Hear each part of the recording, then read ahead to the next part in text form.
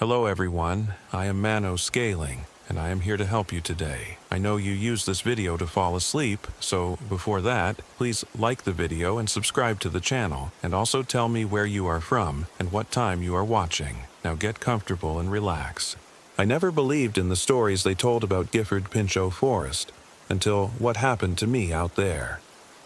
My name is Catherine Wells, I'm 42 years old, and what I lived through during that weekend still wakes me up at night. The Class A motorhome purred along Forest Service Road 90 like a luxury hotel on wheels, its diesel engine barely straining as we climbed into the Cascade foothills. Behind me, my teenage daughter Emma sat curled in one of the leather captain's chairs, earbuds in, lost in whatever TikTok rabbit hole had captured her attention. My son, David, 16 and perpetually hungry, was raiding the full-size refrigerator for the third time since we'd left Portland. This wasn't just any RV trip. This was my attempt to salvage what remained of our family after 18 months of the most brutal divorce proceedings imaginable. My ex-husband, Richard, had fought me for everything. Custody, assets, even the kids' college funds, and when the dust finally settled, I'd emerged victorious but exhausted. The luxury motorhome rental was my way of celebrating our freedom and giving Emma and David some positive memories to balance out the trauma of the past year and a half. "How much longer, Mom?" David asked, collapsing dramatically onto the dining booth. At 16, he'd inherited his father's tendency toward melodrama, but without Richard's underlying cruelty. "GPS says another 40 minutes to the campground," I called back, navigating around a pothole that would have swallowed a smaller vehicle. The Forest Service road was rougher than I'd expected, but the massive Winnebago handled it like a champ. And remember, this is supposed to be a digital detox weekend. No phones, no internet, just us and nature. Emma pulled out one earbud. "Mom, there's literally no cell service out here anyway. We're basically in the Stone Age." She wasn't wrong. We'd lost our last bar of signal about 20 miles back, somewhere around the turnoff from Highway 14. But that was exactly what I'd wanted. A place so remote that Richard couldn't reach us with lawyers or court documents or passive-aggressive texts about custody schedules. A place where we could just be a family without the constant shadow of legal battles and bitter recriminations. The Gifford Pinchot. National Forest stretched in every direction around us, an ocean of Douglas fir and western hemlock broken by occasional clear-cuts and the gleaming threads of mountain streams. It was beautiful country, wild and pristine in ways that made our suburban Portland neighborhood feel like a different planet. But as we climbed higher into the mountains, I started noticing things that made me slightly uneasy. Abandoned vehicles, for one thing. We'd passed at least 6 cars and trucks parked along the forest road. Some obviously broken down, but others that looked like they'd simply been left behind. One, a newer Toyota Highlander with California plates, had its doors standing open and camping gear scattered across the ground like the occupants had fled in a hurry. "That's weird," David observed, following my gaze as we passed the abandoned SUV. "Why would someone just leave their stuff like that?" "Probably had to hike out for help," I said, but even as I said it, I didn't quite believe it. The vehicle looked like it was in good condition, and there were no obvious signs of mechanical failure. It looked more like someone had simply vanished in the middle of setting up camp. The Pine Ridge campground, when we finally reached it, was exactly what the website had promised. A remote, primitive camping area with just a dozen sites scattered among old-growth trees. What the website hadn't mentioned was how completely empty it would be. We were the only campers in the entire place, which seemed odd for a weekend in early October when the fall colors should have been drawing leaf peepers from across the region.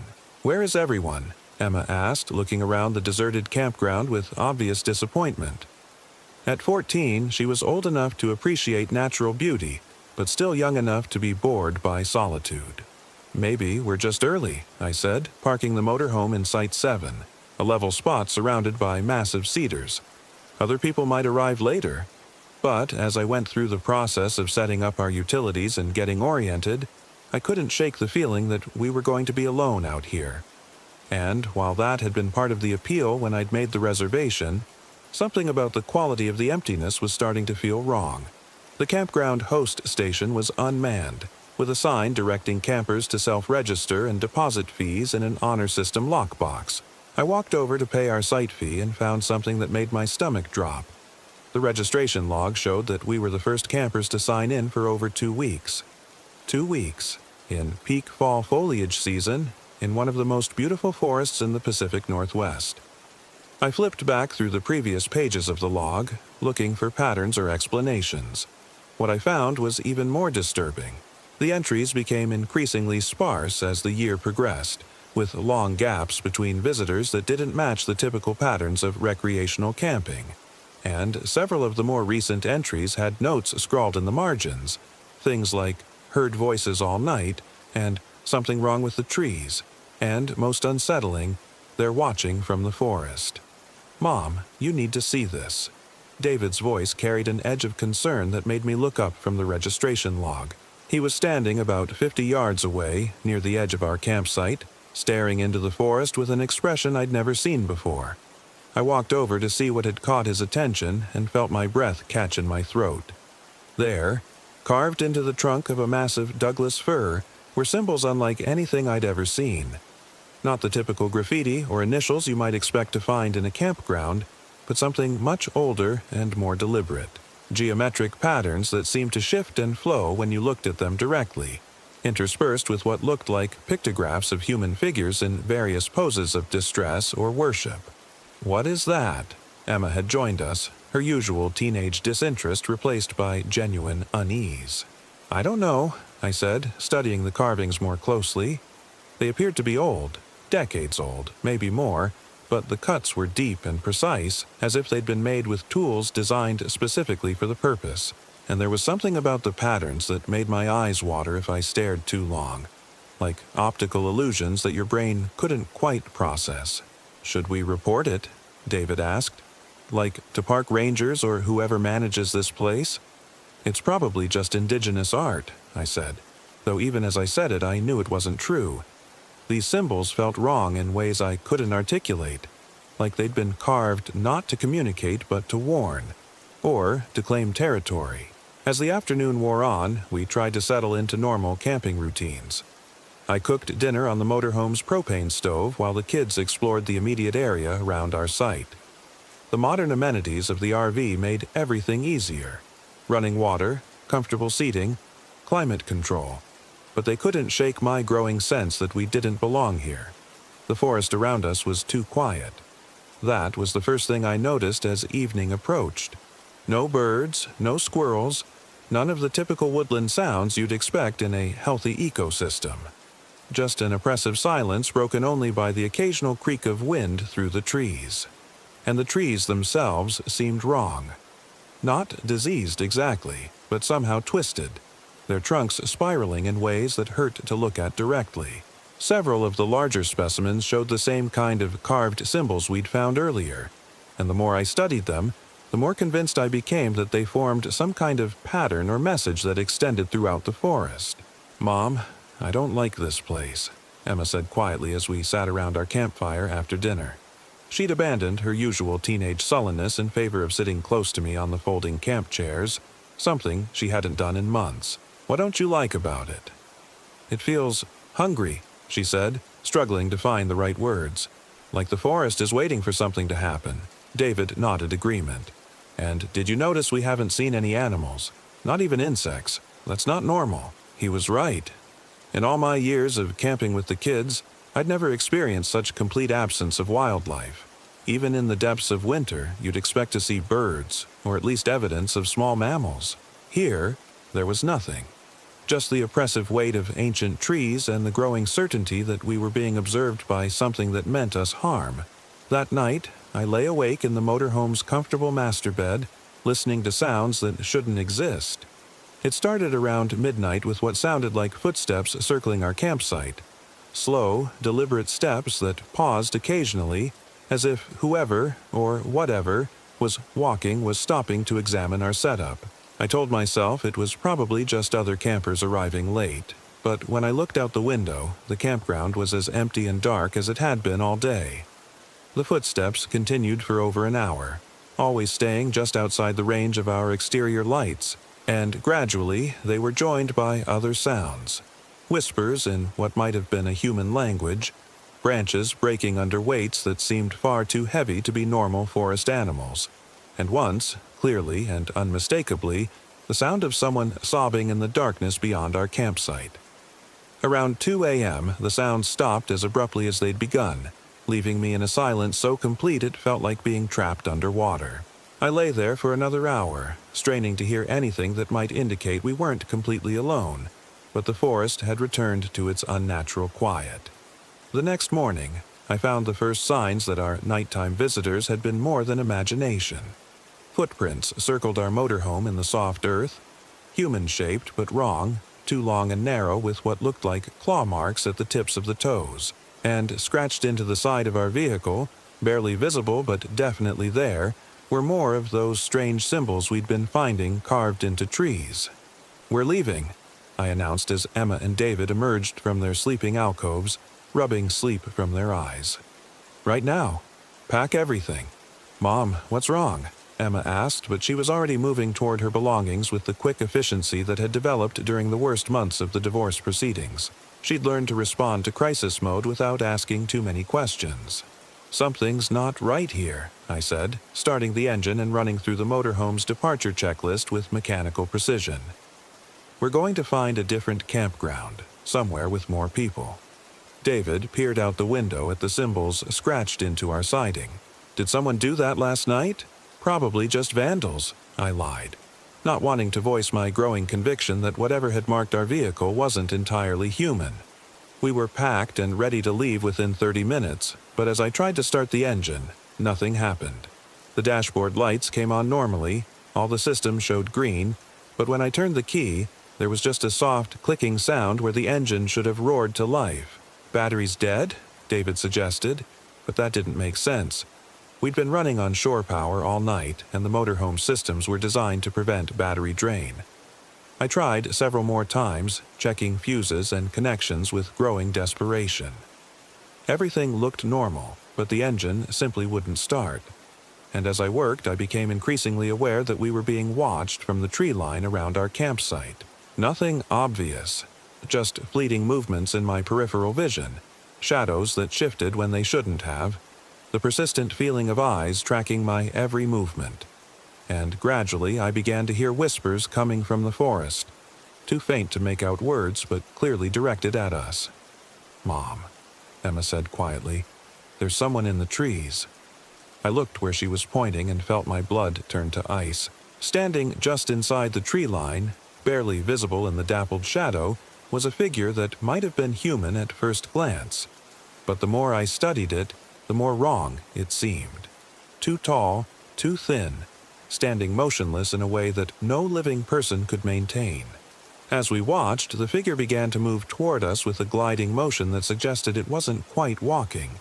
And as it drew closer, I could see that its face was smooth and featureless, like a mannequin that had never been finished.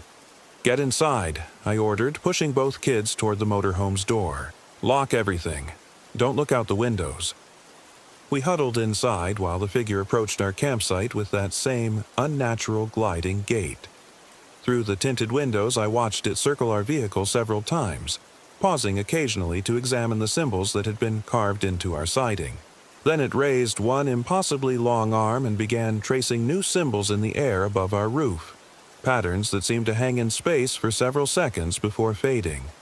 "What does it want?" David whispered.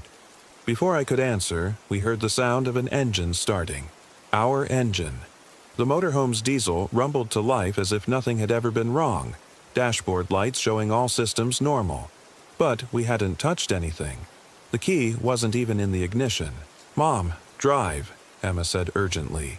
"Just drive." I didn't need to be told twice.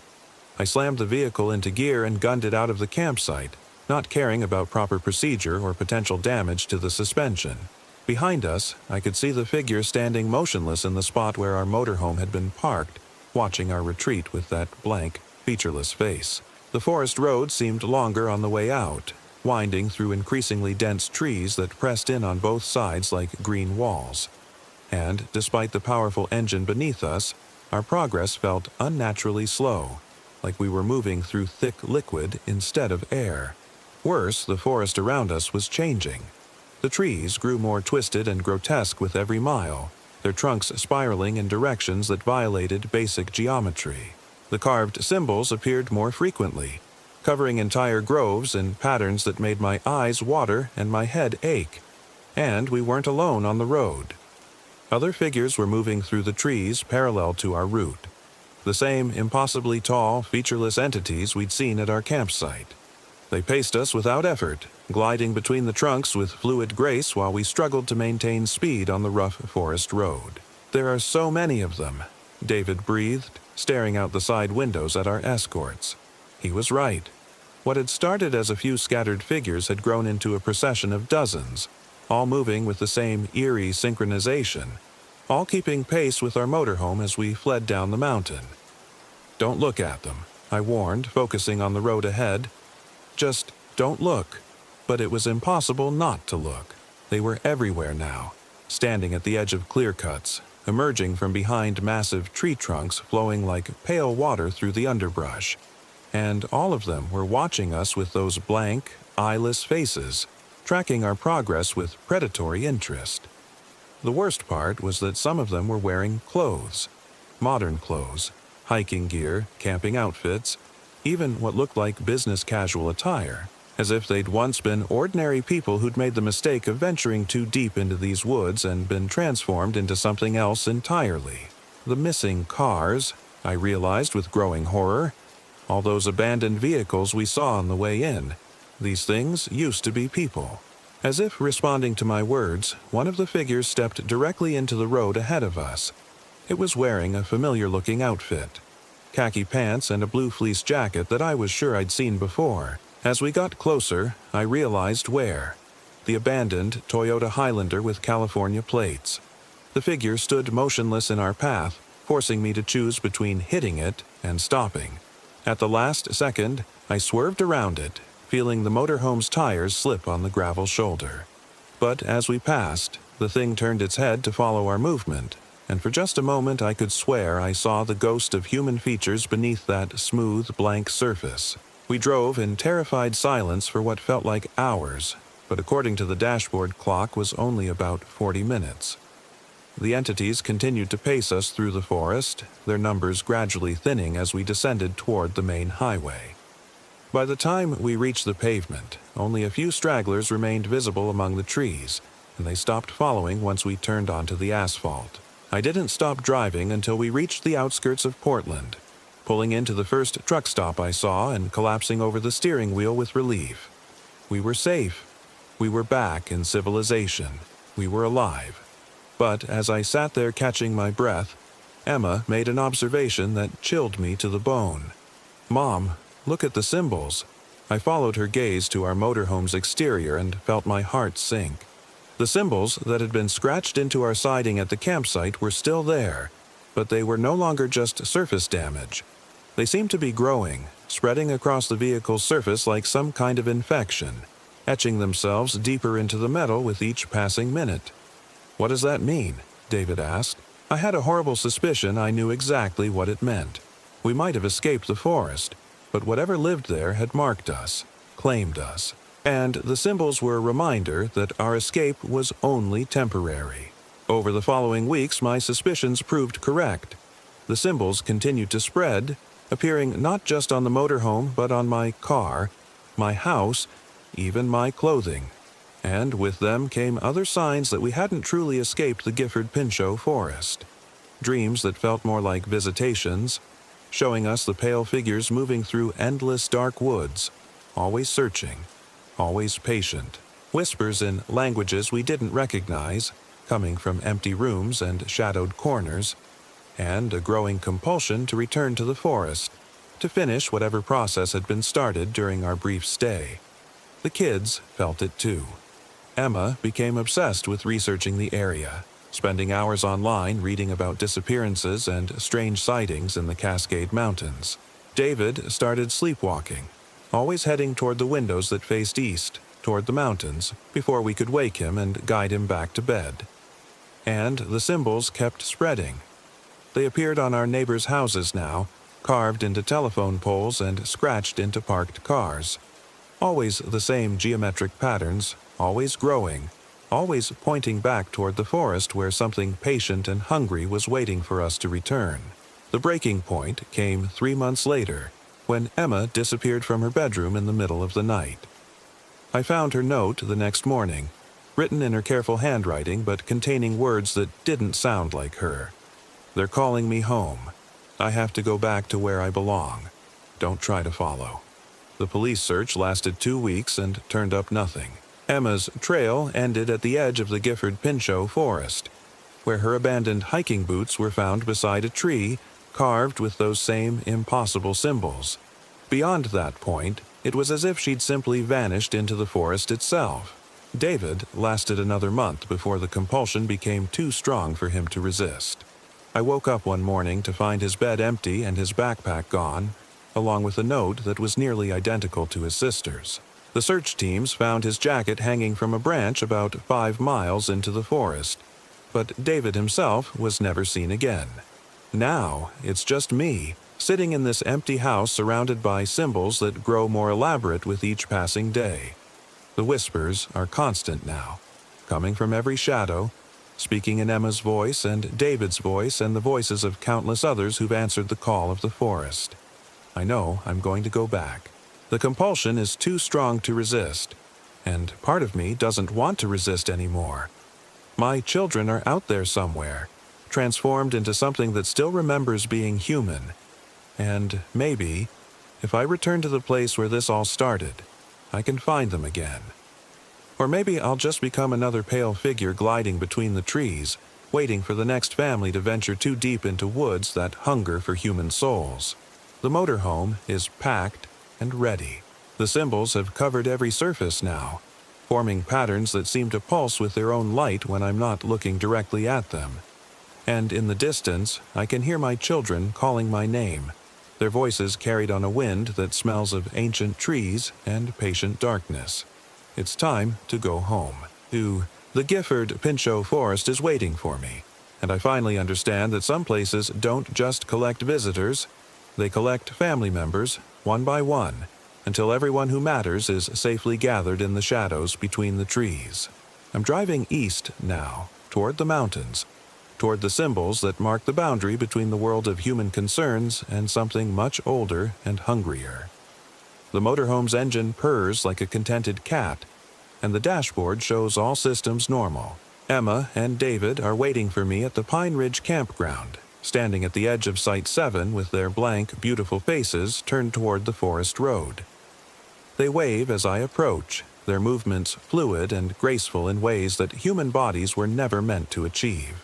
And behind them, stretching into the darkness between the trees, I can see hundreds of others. All the missing persons, all the abandoned vehicles, all the people who thought they were just going camping in the beautiful Pacific Northwest wilderness. They're my family now, all of them. And the forest has room for so many more. What happened in Crater Lake still doesn't make sense. I'm Dr. Elena Vasquez, and I was 38 when I learned that some things in the woods aren't meant to be found. The research proposal had seemed so straightforward when I'd submitted it 6 months earlier, documenting climate change effects on high-altitude ecosystems, a longitudinal study of Crater Lake National Park. The National Science Foundation had approved it without hesitation, providing funding for a state-of-the-art mobile laboratory, a custom-converted 40-foot expedition RV equipped with environmental monitoring equipment, satellite communications, and enough scientific instrumentation to make a university jealous. What the proposal hadn't mentioned was that this was my last chance to salvage a career that was rapidly circling the drain. 2 years of falsified data by my former research partner had destroyed my reputation in the academic community. Dr. James Morrison had been cooking the books on our glacier research for his own publications while I was in the field doing the actual work. And when the scandal broke, his tenure protected him while my post-doc position evaporated overnight. This climate study was my opportunity to rebuild credibility with solid, unimpeachable research, if I could produce results that no one could question or discredit. GPS shows we're about 20 minutes out from the campground. My research assistant, Kai Nakamura, called from the passenger seat, his fingers dancing across the tablet that controlled our mobile lab's systems. At 25, Kai was brilliant, ambitious, and probably my only remaining ally in the scientific community. He'd risked his own career prospects by agreeing to work with me when no one else would. Behind us, in the RV's mobile laboratory section, Dr. Sarah Kim was calibrating atmospheric monitoring equipment while her graduate student, Marcus Chen, organized sample containers with obsessive precision. Sarah was a climatologist from Oregon State who'd joined the project because she believed in the research, not because she had any personal loyalty to me. Her participation lent the study legitimacy it wouldn't have had otherwise. "Remind me why we're starting data collection in October?" Marcus asked, squinting at the gray sky visible through the lab's skylights. "Wouldn't summer conditions give us better baseline readings?" "Because I want to document the transition period," I said, navigating the massive RV around another hairpin turn as we climbed toward Crater Lake's rim. "Climate change effects are most visible during seasonal shifts. Plus, we'll have the park mostly to ourselves, fewer variables to control for." What I didn't say was that October was the only time I could get permits for the kind of extended access we needed. The National Park Service had been surprisingly accommodating about allowing our mobile laboratory to establish semi-permanent campsites, but only during the low season when our presence wouldn't disturb regular tourists. Crater Lake appeared through the trees without warning, and even though I'd seen it in hundreds of photographs, the reality took my breath away. The circular lake filled the caldera of an ancient volcano, its waters so blue they seemed artificial, like someone had photoshopped the color saturation beyond believable levels. Snow-capped peaks surrounded the rim, and Wizard Island rose from the lake's center like something from a fantasy novel. "Jesus," Kai breathed, lowering his tablet. "No amount of climate data is going to prepare you for that." He was right. Crater Lake was one of those places that made you understand why ancient peoples considered certain landscapes sacred. There was something primordial about it, something that triggered responses buried deep in human DNA. Awe, reverence, and underneath it all, a vague sense of unease that this much beauty might come with a price. The Rim Village campground was nearly empty, which wasn't surprising for mid-October. Most of the summer tourists had gone home, leaving behind a handful of hardcore backpackers and photographers chasing the perfect fall light. Our mobile laboratory stood out like a NASA mission among the scattered tents and modest RVs, its solar panels and communication arrays making it look more like a scientific outpost than camping equipment. "Site 15 as requested," I announced, backing the massive vehicle into our assigned spot with the kind of precision that came from months of practice. Full hookups, level ground, and clear sightlines to the lake for our atmospheric monitoring equipment. As we went through our setup routine, extending stabilizer jacks, connecting utilities, deploying the weather monitoring array, I noticed that the other campers were giving us a wide berth. Not unfriendly exactly, but clearly keeping their distance from our obvious science project. "Probably think we're government spies," Sarah observed, watching a family of backpackers pack up their campsite with obvious haste after getting a close look at our equipment. "Or alien researchers," Marcus added with a grin. "This rig does look pretty sci-fi." The mobile laboratory was impressive, I had to admit. The interior had been completely gutted and rebuilt to accommodate scientific equipment. Atmospheric analyzers, water testing gear, soil sample processing equipment, computer workstations, and enough data storage capacity to document every molecule that passed through our sensors. The living quarters were Spartan but functional. 4 narrow bunks, a compact galley, and a tiny bathroom that served mainly for emergency use. We spent the rest of the day establishing our monitoring stations around the rim and taking baseline measurements. The data was exactly what I'd hoped for.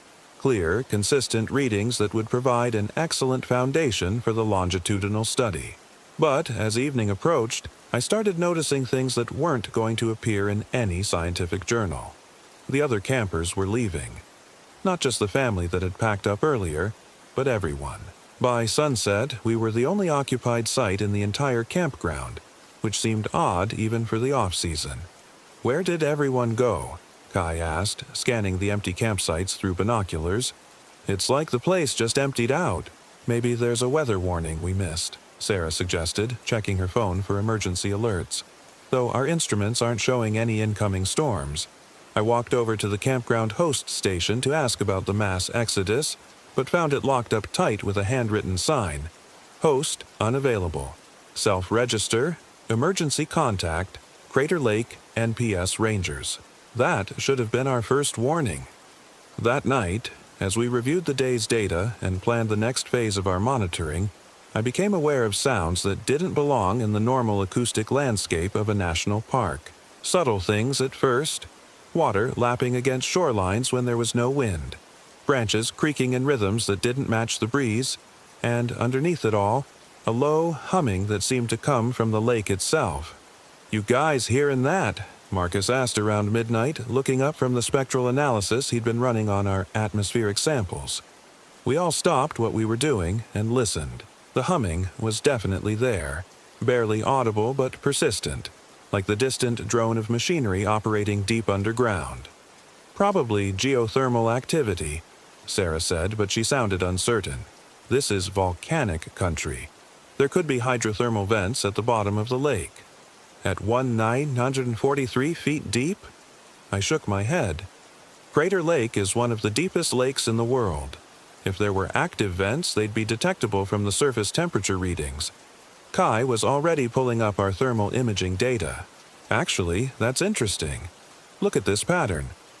He projected the thermal map onto our main display screen, showing the lake's surface temperature distribution. Instead of the relatively uniform readings you'd expect from a body of water that deep, there were distinct thermal anomalies. Areas where the surface was several degrees warmer than the surrounding water, arranged in patterns that looked almost geometric. "That's not geothermal," I said, studying the data with growing unease. "Geothermal vents would show up as random hotspots, not organized patterns." "Then what is it?" Marcus asked. Before anyone could answer, we were interrupted by a sound that made all of us freeze. Singing. Faint but unmistakable, drifting across the water from somewhere in the direction of Wizard Island. Multiple voices harmonizing in what sounded like a language I didn't recognize. Beautiful and haunting and completely impossible given that we were supposed to be alone in the park. "Okay, that's definitely not geothermal," Sarah said quietly. I grabbed binoculars and stepped outside, scanning the lake's surface for any sign of boats or campers who might explain the singing. But Crater Lake was empty. Its surface mirror-smooth in the moonlight, reflecting the stars like a dark sky turned upside down. The singing continued for maybe 20 minutes, growing gradually louder and more complex. At times it sounded almost mechanical, like multiple recordings playing at slightly different speeds. But then it would shift into something recognizably human, with emotional inflections and breathing patterns that no machine could replicate. "We need to document this," I said, returning to the RV. "Whatever's causing those sounds, it's outside the normal parameters of any known natural phenomenon." Kai was already setting up audio recording equipment, while Sarah began logging the event in our daily research notes. Marcus continued monitoring the thermal anomalies, which seemed to be shifting and intensifying as the singing grew louder. "Elena," he said, his voice tight with concentration, "you need to see this. The thermal patterns. They're moving." I looked at his screen and felt my scientific worldview tilt slightly off its axis. The warm spots weren't just random anomalies anymore. They were definitely moving in organized formations beneath the lake's surface, tracing complex geometric patterns that shifted and evolved as we watched. "That's impossible," Sarah breathed. "Water doesn't behave that way. There's no natural mechanism that could create coordinated thermal movements over such a large area. Unless something's creating them deliberately," I said, voicing the thought that all of us were trying to avoid. As if responding to my words, the singing stopped abruptly, leaving behind a silence so complete it felt oppressive. And in that silence, we heard something else. Splashing. Rhythmic, deliberate splashing. Like something large moving through water with purpose. "Motion sensors are picking up activity," Kai reported, monitoring our perimeter equipment. "Multiple contacts moving along the shoreline." I stepped outside again, this time bringing night vision equipment. What I saw through the infrared scope made my hands shake. Figures were emerging from the lake, dozens of them, moving through the shallow water near the shore with fluid, inhuman grace. They were humanoid in basic shape, but wrong in every detail. Too tall, too thin, moving in ways that suggested their joints bent in directions human anatomy couldn't accommodate. "Get everyone inside," I whispered into my radio. "Right now, lock everything down." We huddled in the mobile laboratory, monitoring our external sensors while whatever had emerged from the lake began exploring our campsite. Through the security cameras, we could see them moving with obvious intelligence, examining our equipment, our vehicles, even the RV itself. "What are they?" Marcus whispered, staring at the grainy video feeds. "I don't know," I admitted, "but they're definitely not listed in any field guide to Pacific Northwest wildlife." The creatures, for lack of a better term, seemed particularly interested in our scientific instruments. Several of them gathered around our atmospheric monitoring station, moving in patterns that suggested they were studying the equipment rather than simply investigating random objects. "It's like they understand what we're doing here," Sarah observed, "like they recognize scientific equipment." That possibility was almost more disturbing than the existence of the creatures themselves. If they could understand our purpose, what did that say about their intelligence? And what did it say about how long they'd been observing human activity in the area? Around 4 a.m., the creatures began returning to the lake, slipping back into the water with the same fluid grace they'd shown while emerging. By dawn, there was no trace of their visit except for our video recordings and the readings from our instruments. "We have to report this," Sarah said as we reviewed the night's data over coffee and instant oatmeal. "The National Park Service needs to know there's an unknown species in Crater Lake." "Report what, exactly?" I asked. "That we saw unidentified creatures that may or may not have been human emerging from a volcanic lake? Without physical evidence, will sound like cryptozoology cranks." "We have video. We have infrared footage of human-shaped figures near a lake at night. Any debunker worth their degree could explain that away as thermal distortion, equipment malfunction, or outright hoax." I knew I was being overly cautious, but my career couldn't survive another credibility hit. The Morrison scandal had already branded me as unreliable in many circles. Adding "reports lake monsters" to my professional resume would finish what he'd started. "So, what do we do?" Kai asked. "We continue the study," I said. "Document everything but focus on the climate data. If these entities are real, they'll eventually provide enough evidence to speak for themselves." It was a decision I would regret for the rest of my life. We spent the next 3 days establishing a routine that carefully balanced legitimate climate research with covert observation of whatever lived in Crater Lake. During the day, we collected atmospheric samples, monitored water temperature, and documented the ecological indicators that justified our official presence. But every night we watched and recorded as the lake revealed its secrets. The pattern was consistent. Around midnight, thermal anomalies would begin appearing beneath the surface. By 1 a.m., the singing would start, that haunting, multi-layered harmony that seemed to come from the water itself. And sometime between 2 and 3 a.m., the figures would emerge to explore the shoreline and examine whatever human artifacts they found. They were clearly intelligent. Over the course of several nights, we observed them manipulating objects with obvious purpose, returning repeatedly to items that seemed to interest them, and demonstrating what could only be described as scientific curiosity. They examined our equipment without damaging it, moved in coordinated groups that suggested communication, and showed particular interest in anything electronic or mechanical. "They're studying us as much as we're studying them," Marcus observed on our 4th night. "Look at how they're positioning themselves around our monitoring stations. That's not random behavior." He was right. The creatures seemed to understand that our equipment was gathering data, and they'd begun positioning themselves in ways that would ensure their activities were recorded. It was as if they wanted us to document their existence. "But why?" Sarah asked. "What could they possibly gain from human contact?" The answer came on our 5th night, when everything went wrong. I was reviewing thermal data around 2 a.m. when our motion sensors detected something different. Instead of the usual emergence of figures from the lake, our equipment was tracking movement from the surrounding forest. Dozens of contacts approaching our campsite from all directions, moving with the same fluid coordination we'd observed in the lake creatures. "We're surrounded," Kai said quietly, monitoring the tactical display. "At least 40 contacts, maybe more.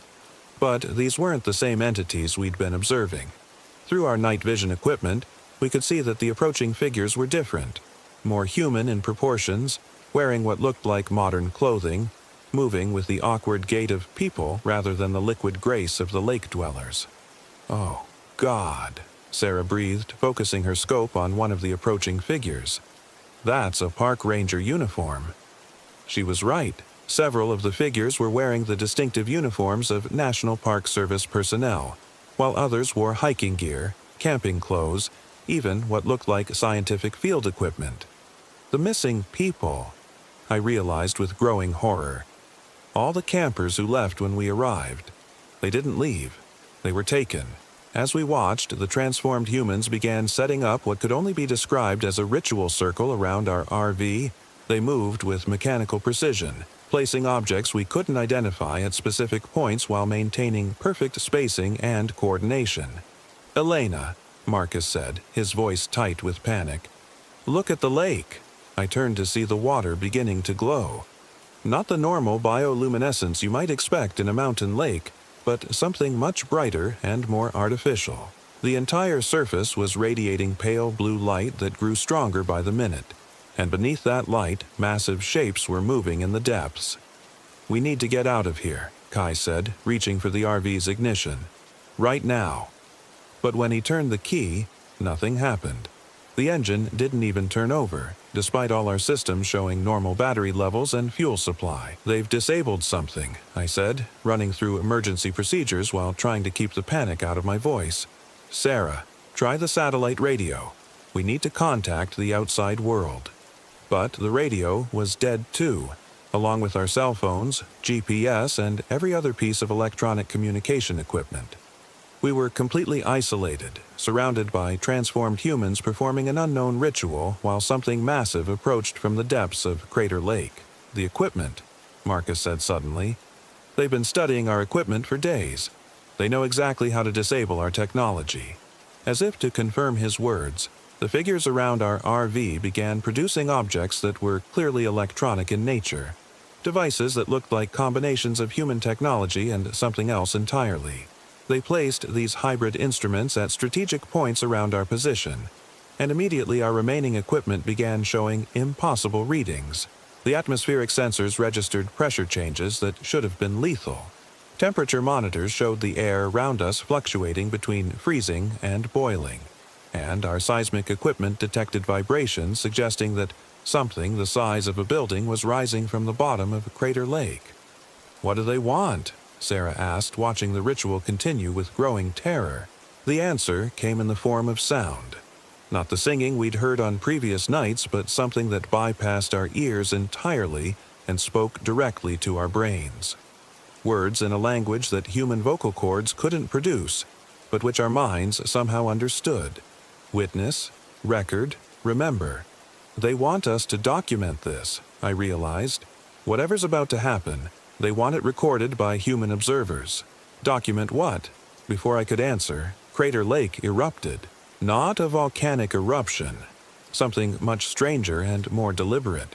The water itself seemed to part, revealing glimpses of structures beneath the surface that had no place in any earthly ecosystem. Geometric formations that pulsed with their own light, connected by what looked like organic conduits that stretched across the lake floor in patterns too complex for coincidence. And rising from the center of this underwater city came something that my scientific training had no framework for processing. It was massive, easily the size of a cathedral, but clearly alive, with surfaces that shifted between liquid and solid states. Tentacles or appendages that might have been technological or biological extended from its central mass, each one terminating in structures that looked like sensor arrays or communication devices. The creature, for lack of any better term, rose until it breached the surface, sending waves across the lake that should have capsized anything floating on the water.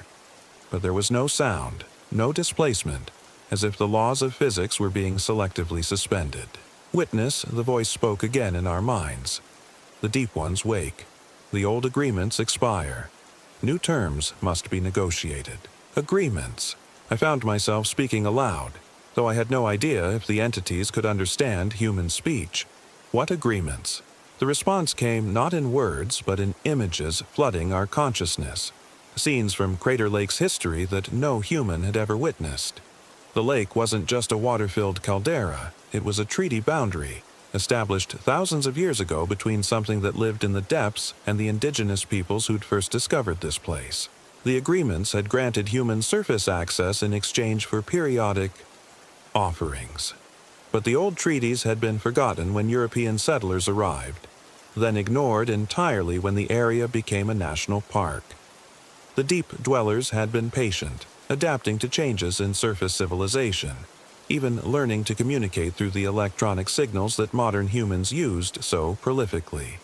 Now they were ready to renegotiate. You are scientists, the voice continued. You understand documentation. Record our emergence. Carry word to your governments. New agreements must be made.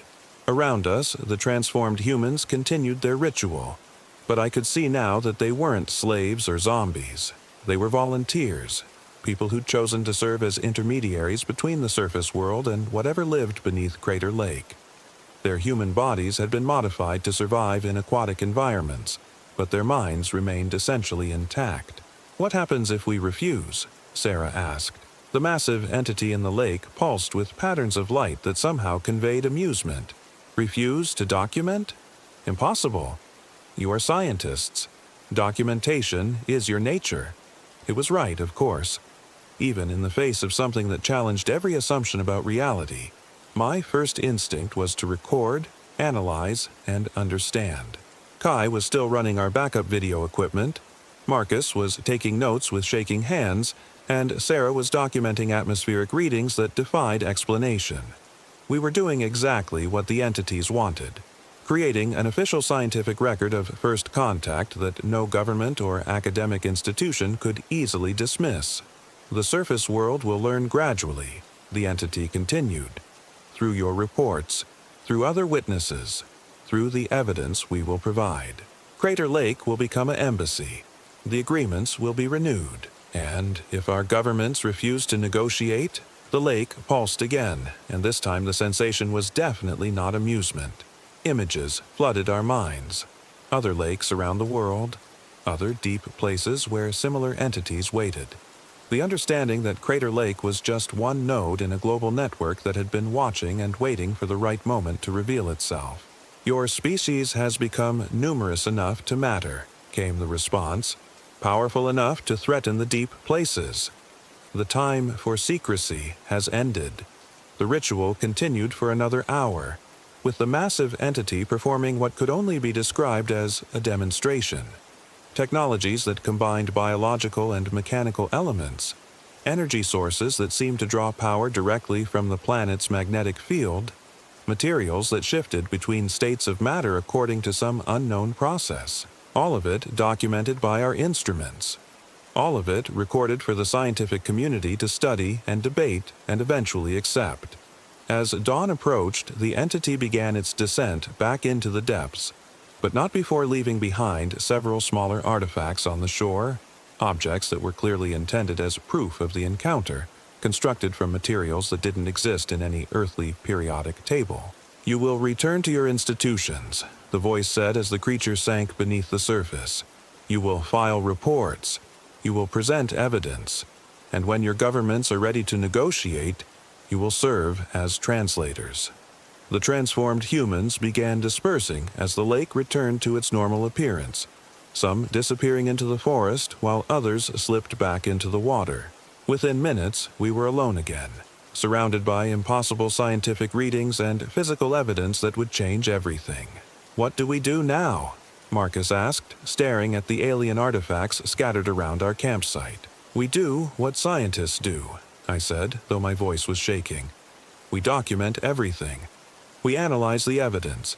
and we prepare for the world to change. The drive back to civilization was the longest 4 hours of my life. Our mobile laboratory was packed with data that would revolutionize multiple fields of study, physical samples of extraterrestrial technology, and video footage of first contact with a non-human intelligence. But I also knew that our lives had just become incredibly complicated. The Deep Dwellers had chosen us as their initial human contacts, which meant we were now responsible for facilitating negotiations between our species and something that had been sharing our planet for millennia. The entities had been right about one thing: we couldn't refuse to document what we'd witnessed. It was our nature as scientists to record and analyze and share our findings with the academic community. What they perhaps hadn't anticipated was how reluctant our institutions would be to accept evidence that challenged fundamental assumptions about life on Earth. The data from Crater Lake has been sitting in review committees for 6 months now, labeled as requiring additional verification, by reviewers who refuse to accept what their own analysis confirms.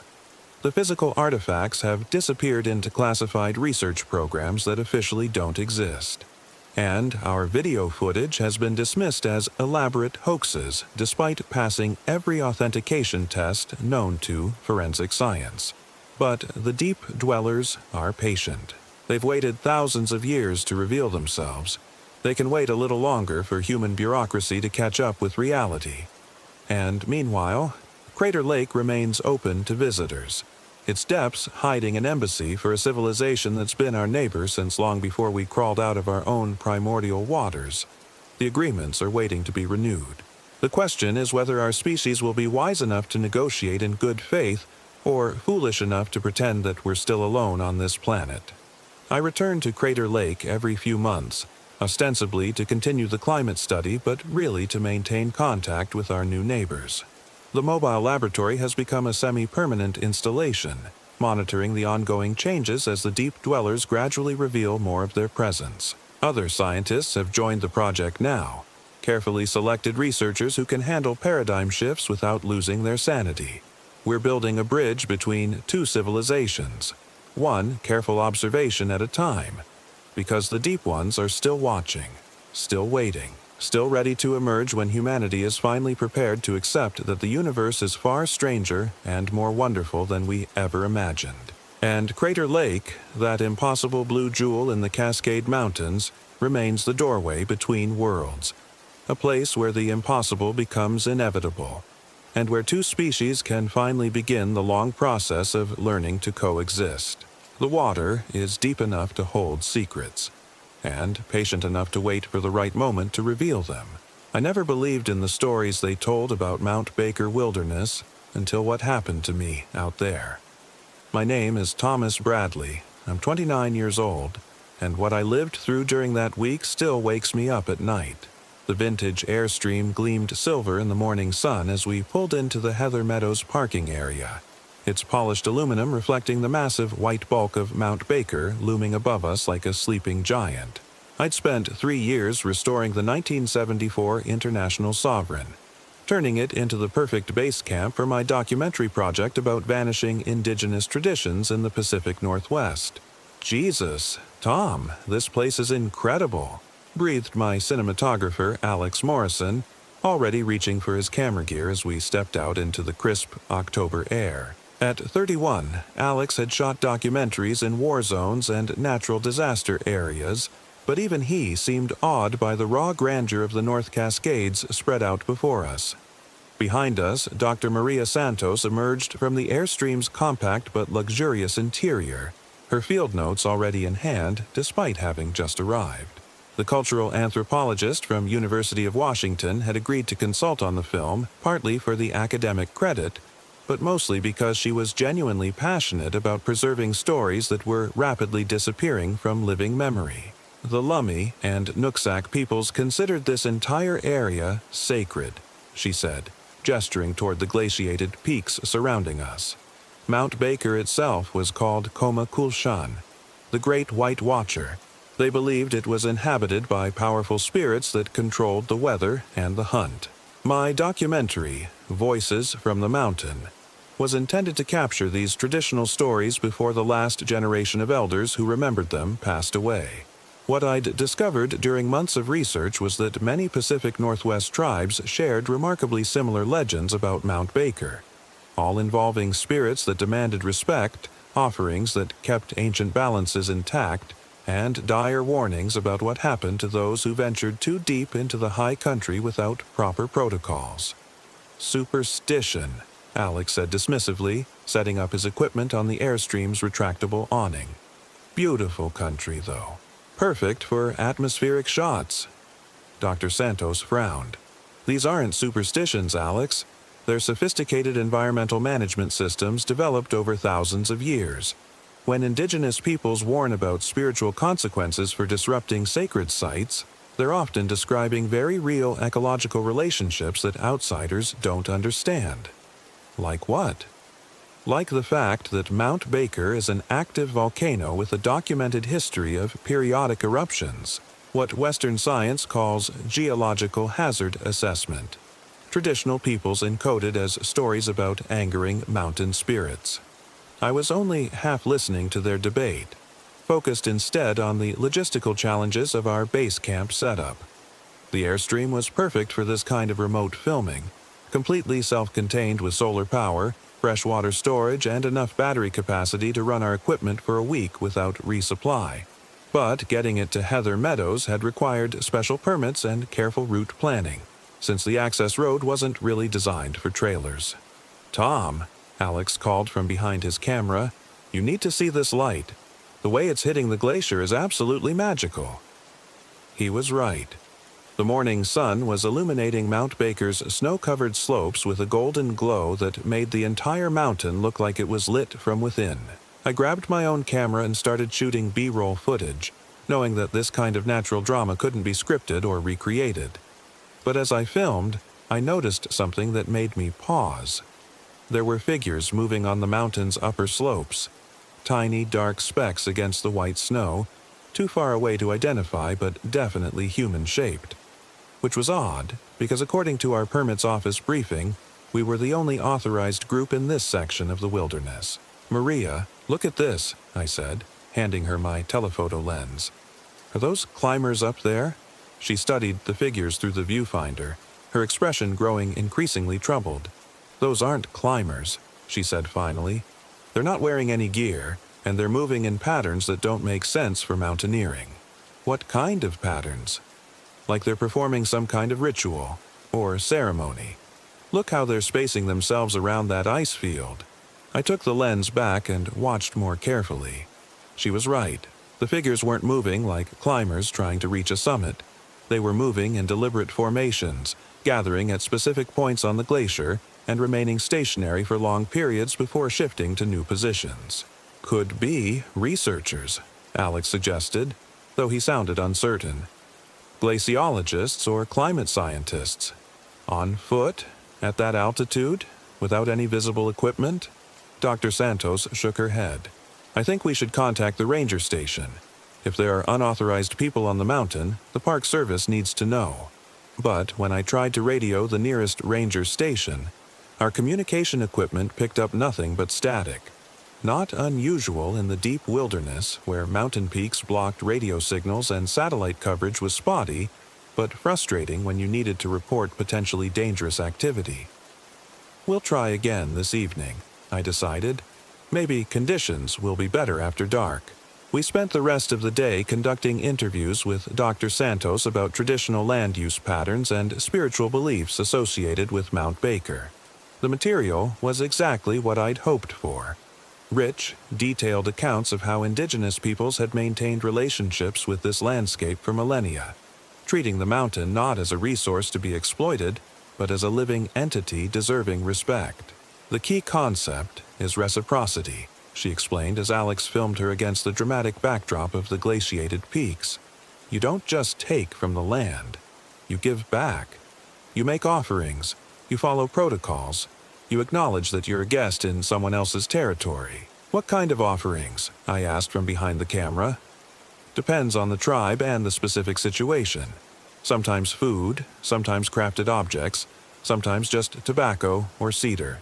but always something that represents genuine sacrifice. You give up something of value to show respect for the mountain's power. As she spoke, I found myself glancing repeatedly toward the upper slopes where we'd seen the mysterious figures. They were still there, still moving in those strange, deliberate patterns, but now they seemed closer somehow.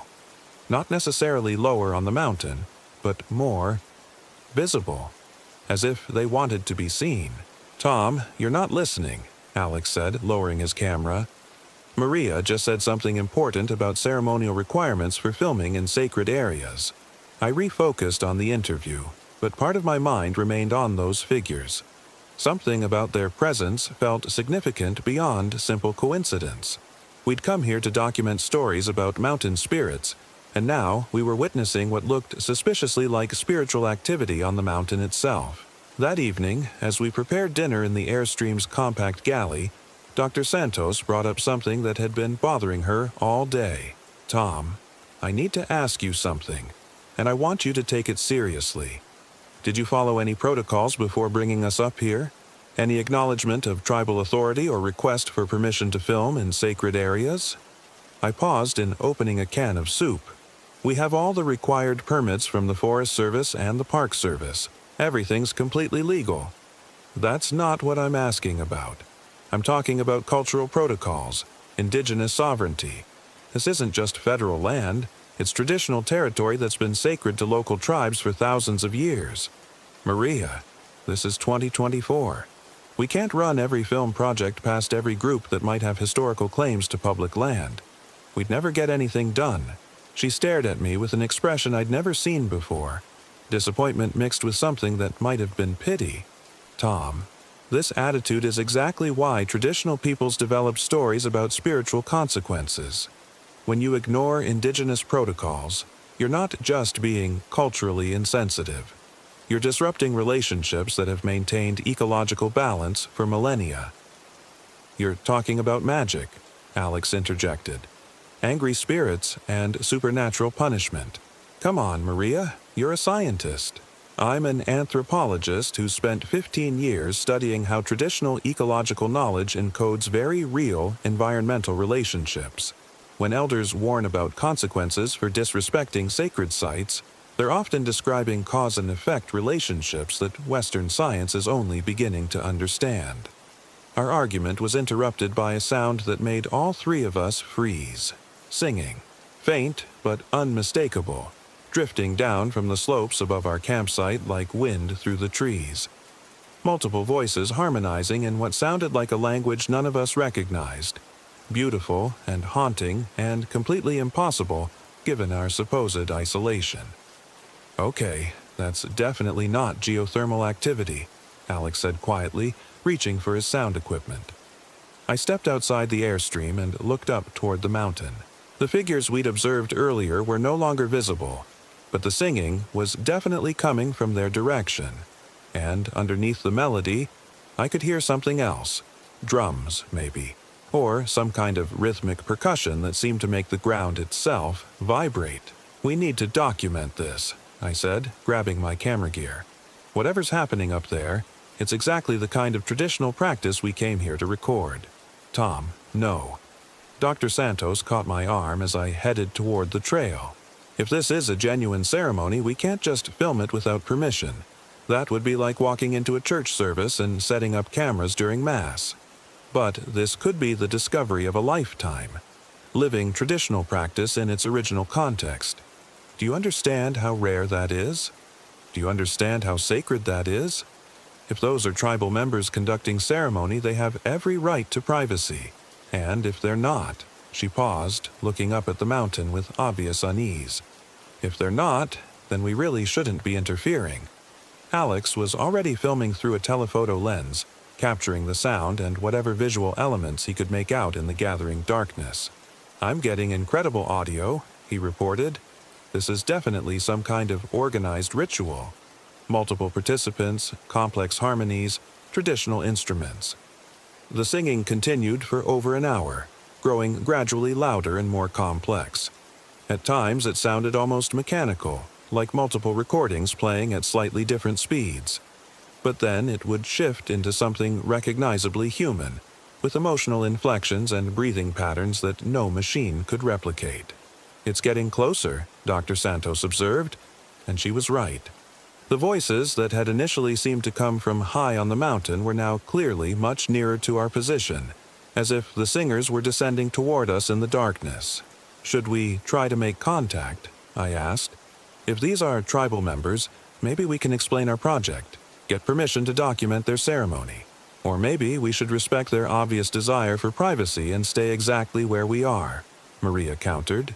But the decision was taken out of our hands when our campsite was suddenly illuminated by lights approaching through the forest.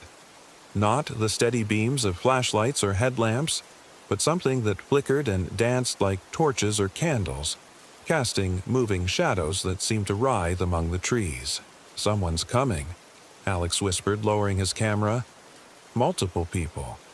Maybe a dozen or more." I could see them now. Figures moving through the forest with the confident grace of people who knew this terrain intimately. They carried what looked like traditional torches or oil lamps, and their silhouettes suggested they were wearing ceremonial clothing rather than modern hiking gear. "This is it," I breathed, reaching for my camera. "This is what we came here for, living tradition in its natural context." "Tom, don't," Dr. Santos warned, but I was already moving toward the approaching group, camera rolling, determined to capture this incredible opportunity.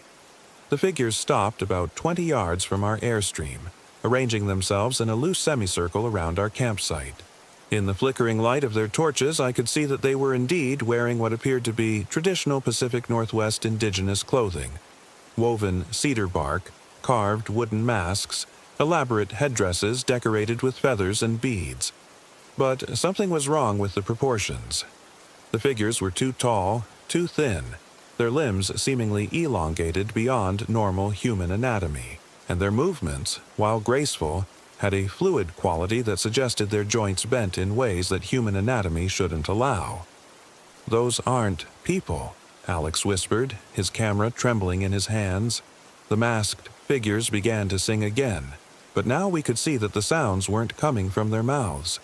The elaborate masks remained motionless while the voices seemed to emanate from the air around them, harmonizing in patterns that human vocal cords couldn't produce, and the masks themselves were wrong. What I'd initially taken for traditional Pacific Northwest art was something else entirely: carved faces that seemed to shift and change when viewed directly, expressions that cycled through emotions no human face could display. "We need to get inside," Dr. Santos said quietly, backing toward the airstream. "Right now."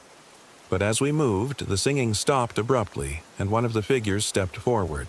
When it spoke, the voice seemed to come from everywhere at once, bypassing our ears and speaking directly to our minds. "You seek the old stories," it said in English that carried undertones of languages that predated human speech. "You wish to document the traditions of this place." "Yes," I found myself answering, though every instinct was screaming at me to run. "We're making a film about indigenous traditions associated with Mount Baker." Then witness, record, remember. The figure raised what I'd initially taken for a torch, but which I could now see was something entirely different. A staff topped with what looked like crystalline formations that pulsed with their own internal light. As it gestured, the air around our campsite began to shimmer like heat waves, and suddenly we weren't alone. The forest around us was full of figures, hundreds of them, standing among the trees in perfect silence. Some wore the same elaborate masks and ceremonial clothing as our initial visitors, but others appeared to be from different time periods entirely. I saw figures in what looked like 19th century logging gear, others in 1960s hiking clothes, even what appeared to be modern climbers with contemporary equipment. "The missing people," Dr. Santos whispered in horror. "All the disappearances over the years. They're all here. Witnesses," the lead figure confirmed. "All who sought to document the sacred places. All who came without permission, without offerings, without respect." "What happened to them?" I asked, though I was beginning to suspect I didn't want to know the answer. They became part of the stories they sought to capture. They joined the eternal ceremony that maintains the balance between worlds. As it spoke, I began to understand what we were seeing. This wasn't a traditional indigenous ceremony at all. It was something much older and stranger. A ritual that had been absorbing unauthorized observers for decades, maybe centuries. Every photographer, filmmaker, researcher, or explorer who'd ventured into sacred areas without proper protocols had been added to this endless performance. "We can leave," Alex said desperately, backing toward the airstream. "We'll pack up right now, drive out, never come back." "You have already seen too much," the figure replied with what might have been regret. "The ceremony cannot be interrupted once it has begun." The other figures began to move, closing in on our campsite with that same fluid grace that defied normal anatomy. And as they approached, I could see that their faces beneath the masks were wrong, features that had been stretched and reshaped over time, eyes that reflected light like an animal's, skin that had taken on the texture of bark or stone. "The stories were warnings," Dr. Santos said with terrible clarity. "All those legends about mountain spirits and consequences for disrespecting sacred places. They weren't metaphors. They were literal descriptions of what happens to people who violate spiritual protocols." "Correct," the lead figure confirmed. "Your ancestors understood. They made offerings. They sought permission. They maintained the agreements that keep both worlds in balance." "What agreements?" I asked, stalling for time while Alex tried to restart the Airstream's engine. "The treaties between the seen and unseen. The promises that bind human ambition to spiritual responsibility. You have documented traditions without understanding their purpose. Now you will become part of the tradition itself." The engine wouldn't start. Our radio equipment was dead. Even our phones showed no signal, as if all electronic devices in the area had been simultaneously disabled. "There has to be another way," I said desperately. "Some other form of payment or offering we can make. The ceremony requires witnesses, observers who can carry the stories forward through time. You sought to document our traditions. Now you will become them." As the figures surrounded us completely, I felt a strange calm descending. The terror was being replaced by something else, a sense of belonging, of purpose, of finally understanding what the mountain had been trying to tell us all along. "You will learn the true stories," the lead figure continued as the others began to sing again. "The complete versions that cannot be captured on film or recorded in books. And in time, you will help us teach them to the next generation of unauthorized observers." The last thing I remember clearly was the feeling of my body beginning to change.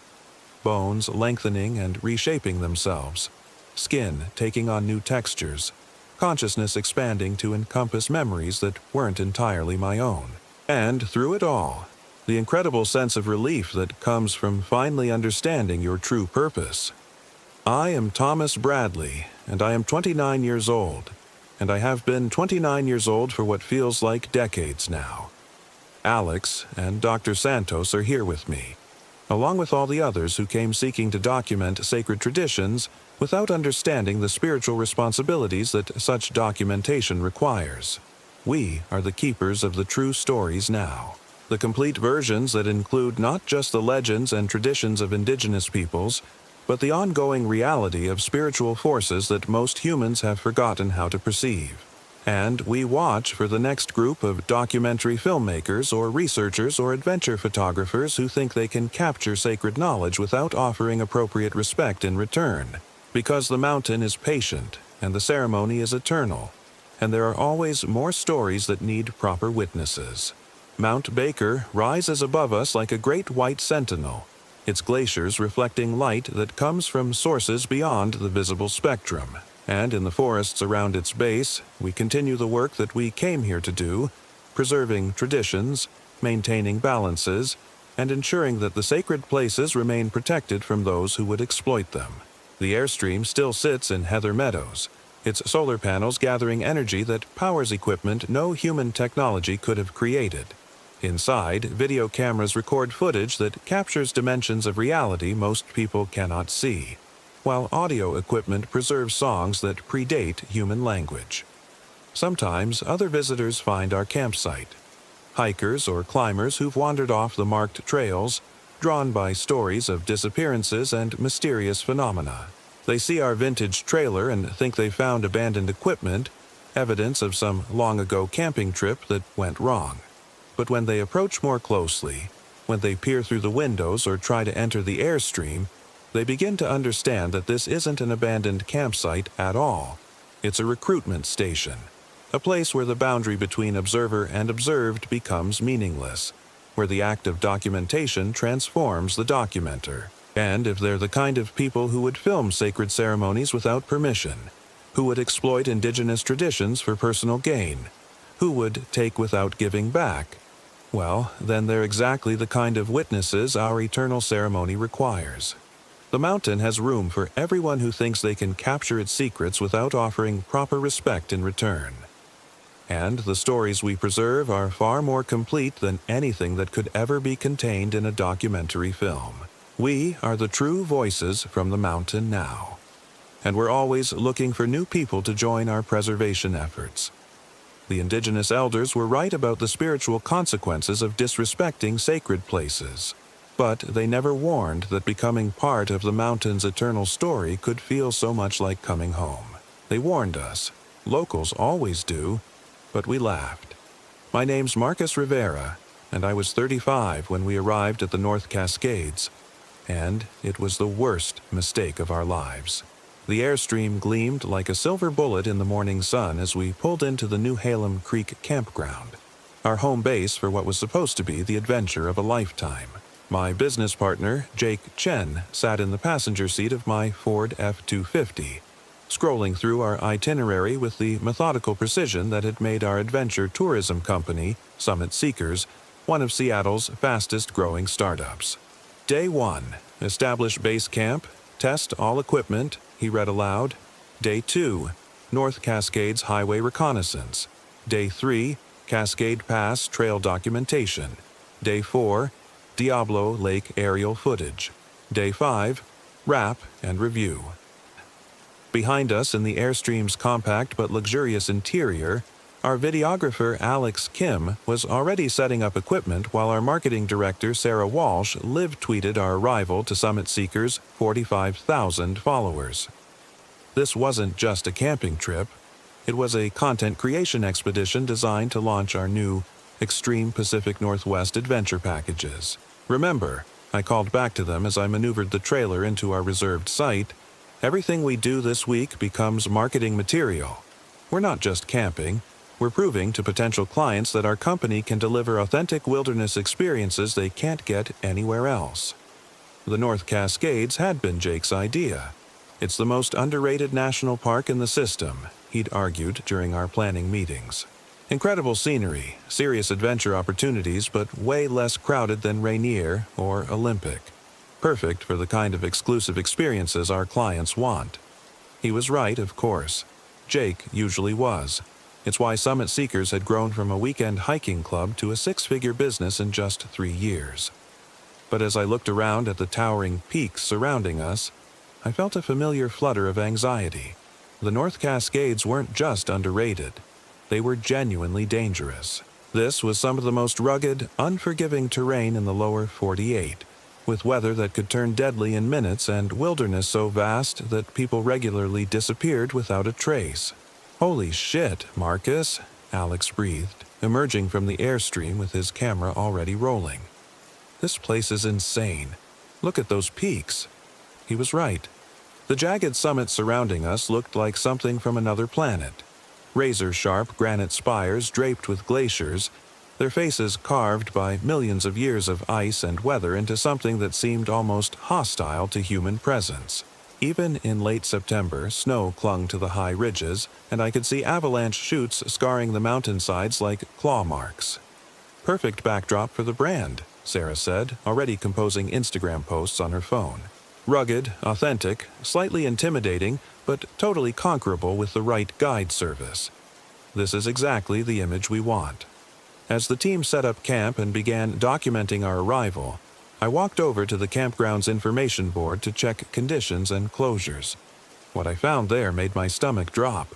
Posted alongside the usual bear safety warnings and leave no trace reminders was a notice I'd never seen before. Missing persons alert.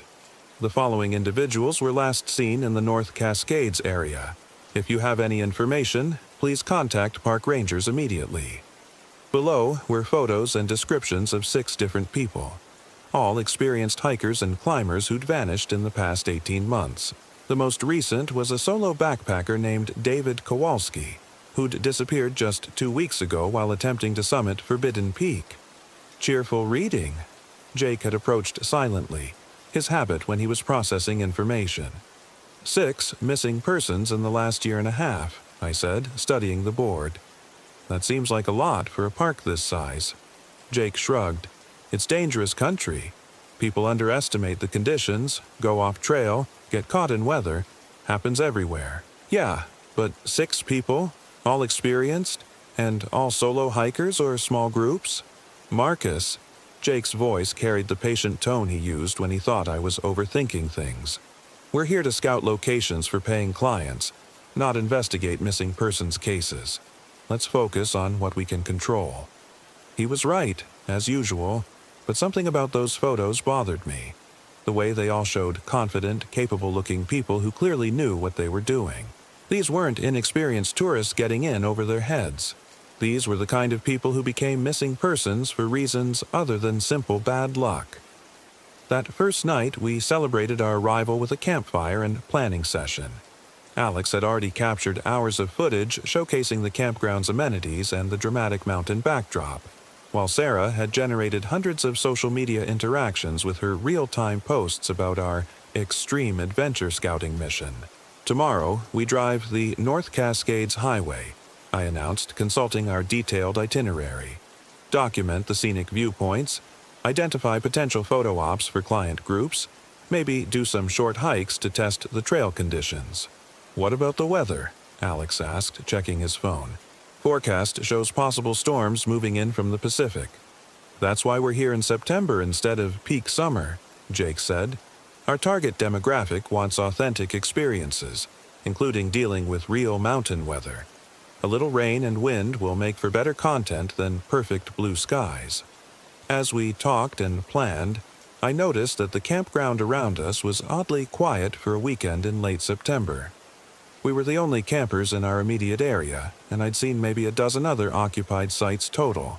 For a place that was supposed to be one of the crown jewels of the national park system, it felt almost abandoned. Where is everyone? Sarah asked, echoing my thoughts. I was expecting this place to be packed with leaf peepers and fair weather hikers. Better for us, Jake said. Means we won't have crowds in our shots. But I was thinking about those missing persons notices again. 6 people in 18 months. All experienced outdoors people. All vanished without a trace in these same mountains we were now planning to explore for content creation. I didn't sleep well that first night. The airstream was comfortable enough, but something about the quality of the silence outside kept me awake. It wasn't the normal sounds of a busy campground. Distant conversations, car doors closing, the rustle of people moving around their sites. It was deeper than that, more complete. Like the mountains themselves were holding their breath. Around 3 a.m., I gave up on sleep and stepped outside to clear my head. The night was crystal clear, with more stars visible than I'd ever seen, even on previous camping trips. The Milky Way stretched overhead like a river of light, and the jagged peaks around us were silhouetted against the starfield like broken teeth. That's when I saw the lights. They were moving slowly across the face of the mountain directly east of our campground. Not the steady glow of headlamps or the flickering dance of campfires, but something else entirely. Pale, blue-white points of light that seemed to float rather than walk, drifting along what looked like an impossible route up the sheer granite face. I watched for maybe 10 minutes, trying to make sense of what I was seeing. The lights moved with purpose, following what might have been a trail invisible from my vantage point. But the more I studied their movement, the more convinced I became that no human climber could be taking that route, especially not at night. See something interesting? I spun around to find Jake standing behind me fully dressed despite the early hour. Couldn't sleep either, I asked. Kept hearing things. he said, scanning the dark campground around us. Voices, I think. Too distant to make out words, but definitely human. I felt a chill that had nothing to do with the mountain air. I've been watching lights on that peak over there. Moving lights. Jake followed my gaze, but the mountainside was dark now. Whatever I'd been watching had either stopped or moved beyond our line of sight. Probably other climbers, he said, but his voice lacked conviction. Technical routes sometimes require alpine starts. At 3 a.m., on a route that looked basically vertical? Jake was quiet for a moment, staring up at the peaks around us. This place is starting to creep me out, he admitted finally, and I don't creep out easy.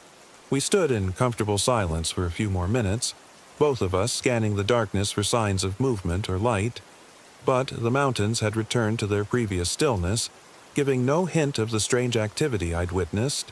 The next morning dawned gray and threatening, with low clouds streaming between the peaks like smoke.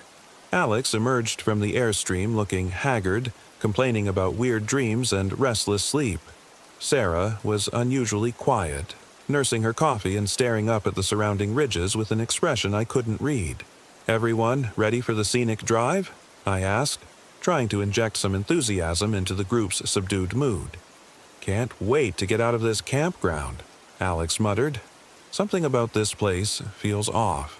We broke camp quickly and headed out on the North Cascades Highway, one of the most spectacular mountain roads in the country. The route wound through old-growth forest and past pristine lakes, with viewpoints that showcased some of the most dramatic mountain scenery in North America. For the first hour, everything went according to plan.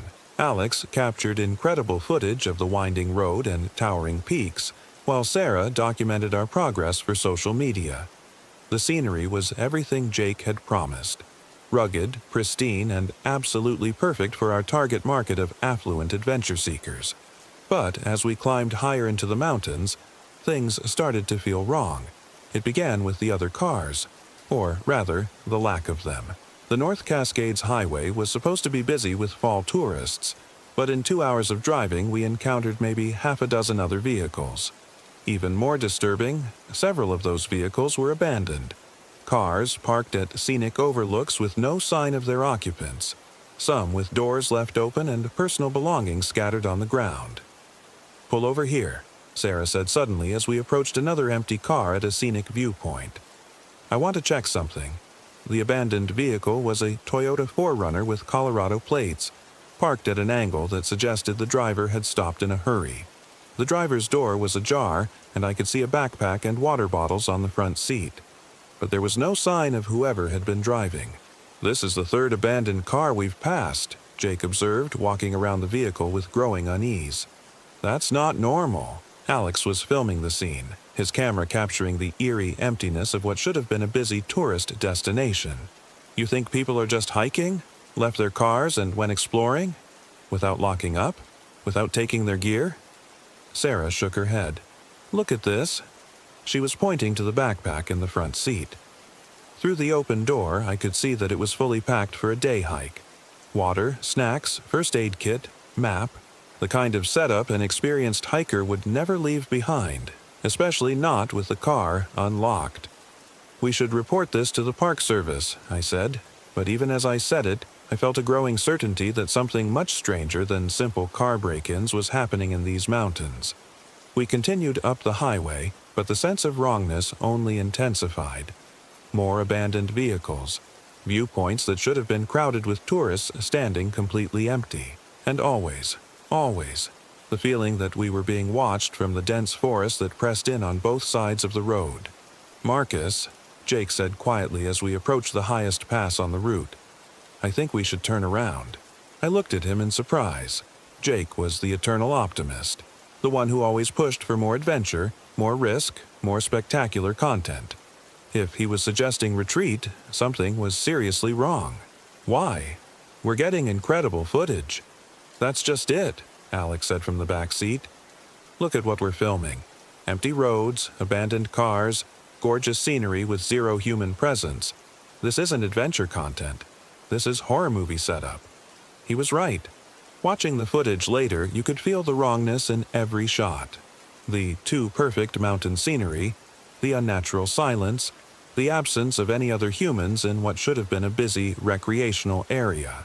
But we were already at Washington Pass, the highest point on the highway and one of the most photographed vistas in the state. The view from the parking area was absolutely spectacular. Jagged peaks stretching to the horizon in every direction, with early winter's spires dominating the foreground like stone monuments to some ancient civilization. "We have to get this shot," Sarah said, setting up her camera gear. "Our clients will expect to see Washington Pass. It's literally the most famous view in the North Cascades." As she worked, I noticed something that made my skin crawl. The parking area could accommodate maybe 50 cars, but it was completely empty except for our truck and trailer. Not just mostly empty, completely deserted, as if every other human being in the mountains had simply vanished. "Guys," Alex said, his voice tight with growing alarm, "you need to see this." He was standing by the trail information board, pointing to something that made my blood run cold. Posted prominently was another missing persons notice, but this one was different. Instead of the 6 individual photos we'd seen at the campground, this board showed dozens of faces. Men and women of all ages, all races, all apparent experience levels, all missing, all last seen somewhere in the North Cascades. "Jesus Christ," Jake breathed, scanning the wall of missing persons. "There have to be 40 people here." 53, Sarah said quietly, having counted them. 53 people who've disappeared in these mountains in the last 2 years. I felt like I was looking at the population of a small town that had simply ceased to exist. And every single photo showed someone who looked capable, prepared, experienced. These weren't tourists who'd wandered off marked trails or gotten caught unprepared in bad weather. These were serious outdoors people who'd vanished without explanation. "That's not possible," Alex said, but his voice lacked conviction. 53 people don't just disappear. There would be massive search efforts, media coverage, federal investigations. "Maybe there have been," I said, thinking about how isolated we'd felt since arriving in the area. "Maybe that's why this place feels so empty. Maybe people are staying away." As we studied the missing persons board, I became aware of a sound that raised every hair on my arms. Singing. Faint but unmistakable, drifting down from the peaks above us like wind through the trees. Multiple voices harmonizing in what sounded like an ancient language, beautiful and terrifying at the same time. "Do you hear that?" Sarah whispered. We all heard it. The singing seemed to come from everywhere and nowhere, echoing off the granite walls around us in ways that made it impossible to pinpoint the source. And underneath the melody, I could swear I heard something else. Footsteps, dozens of them, moving in perfect synchronization somewhere high above us. "We're leaving," I said. "Right now." This time, nobody argued. We packed our gear in record time and headed back down the mountain. But the singing followed us for miles, always just at the edge of hearing, always seeming to come from just around the next curve or just over the next ridge. By the time we reached our campground, all 4 of us were rattled in ways that went beyond simple unease. Whatever was happening in these mountains, it was bigger and stranger than any of us were prepared to deal with. "We should pack up and head back to Seattle," Jake said as we sat around our picnic table trying to process what we'd experienced. "This isn't worth the risk." "But the content," Sarah protested weakly. "We came here to document adventure experiences for our clients." "What clients?" Alex demanded. "You want to bring paying customers to a place where 53 people have disappeared? Where we found abandoned cars and heard ghost choirs singing from empty mountains?" He was right, of course. Whatever was happening in the North Cascades, it wasn't something we could package and sell as an adventure experience. But I was thinking about something else. All those missing persons photos. All those capable people who'd simply vanished without a trace. "What if they didn't disappear?" I said quietly. "What if they're still here?" The others stared at me. "What do you mean?" Jake asked. "That singing. Those lights I saw last night moving on the mountain face. What if all those missing people didn't leave the area? What if they became something else?" It sounded insane even as I said it, but it was the only explanation that made sense. 53 experienced outdoors people don't just vanish into thin air, but 53 people could be transformed, converted, turned into something that no longer counted as human in any meaningful sense. "You're talking about some kind of possession," Sarah said. "Like they're all still here but changed. Or recruited," Alex added grimly. "Like whatever's in these mountains is collecting people." That night, none of us slept well. We took turns keeping watch, but there wasn't much to see. Just the same unnatural stillness that had characterized our entire time in the area. But around midnight, the singing started again. This time, it was closer, much closer. And this time, I could make out individual voices in the chorus, male and female, young and old, all harmonizing in that same beautiful, inhuman melody. But what made my blood freeze was the recognition. Some of those voices sounded familiar. "That's David Kowalski," Sarah whispered, clutching my arm. "The guy from the missing persons board. I remember his voice from a YouTube video he posted before he disappeared." She was right. The voice was unmistakably the same one we'd heard in Kowalski's gear review videos, but changed somehow, refined into something that was no longer quite human. As we listened, more voices joined the chorus, and gradually, impossibly, I began to recognize others from the missing persons photos. The family of 4 who'd vanished while day hiking, the solo female climber who'd disappeared on Forbidden Peak, the group of college students who'd gone missing during spring break. They were all there, all singing together in perfect harmony, their voices drifting down from the peaks around us like a supernatural recruitment song. "They want us to join them," Jake said with horrible certainty. "That's what this is. They're not gone. They're converted. And now they're trying to convert us." As if responding to his words, the singing grew louder, more insistent. And underneath the voices, I could hear something else. Footsteps, lots of them, moving down from the high country toward our campground. "Pack everything," I ordered. "We're leaving right now." "It's the middle of the night," Alex protested. "We can't drive the mountain roads in the dark." "We can't stay here either. Whatever's coming, I don't want to meet it." We broke camp in record time, throwing gear into the airstream with no regard for organization. The singing was getting closer, and I could see lights beginning to appear on the mountainsides around us. Not the electric glow of flashlights, but the same pale blue-white lights I'd seen the first night. As we hitched up the trailer and prepared to leave, Sarah grabbed my arm. "Marcus, look." She was pointing toward the campground entrance where a line of figures was emerging from the forest. At first glance, they looked human, the right size and shape, moving upright on 2 legs. But as they drew closer, I could see that something was wrong with their proportions.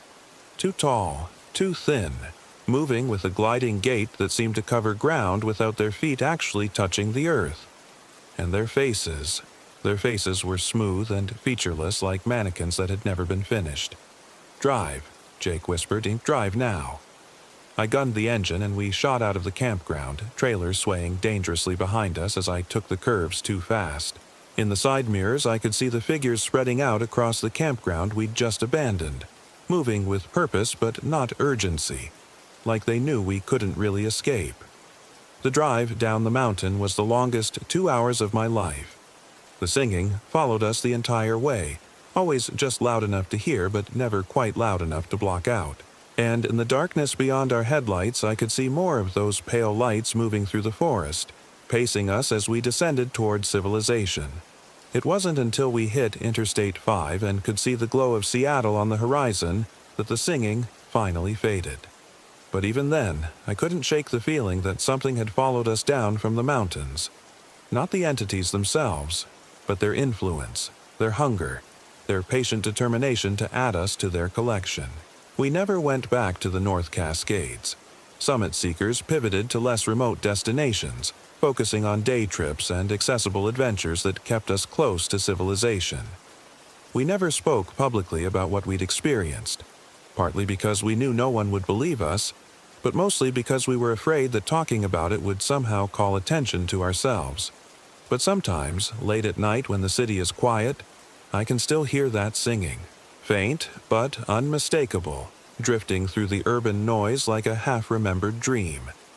And I know that somewhere up in those jagged peaks, 53 missing persons are still there, still waiting, still calling for others to join their eternal chorus.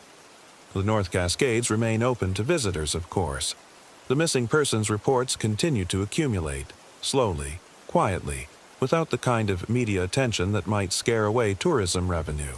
And occasionally, I'll see a social media post from some adventure blogger or influencer heading up there for a authentic wilderness experience. I never try to warn them. Who would believe me?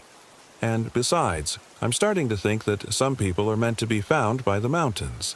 Some people are supposed to join that midnight chorus, adding their voices to the eternal song that echoes through the granite cathedrals of the high country. Sometimes I wonder if I was supposed to be one of them.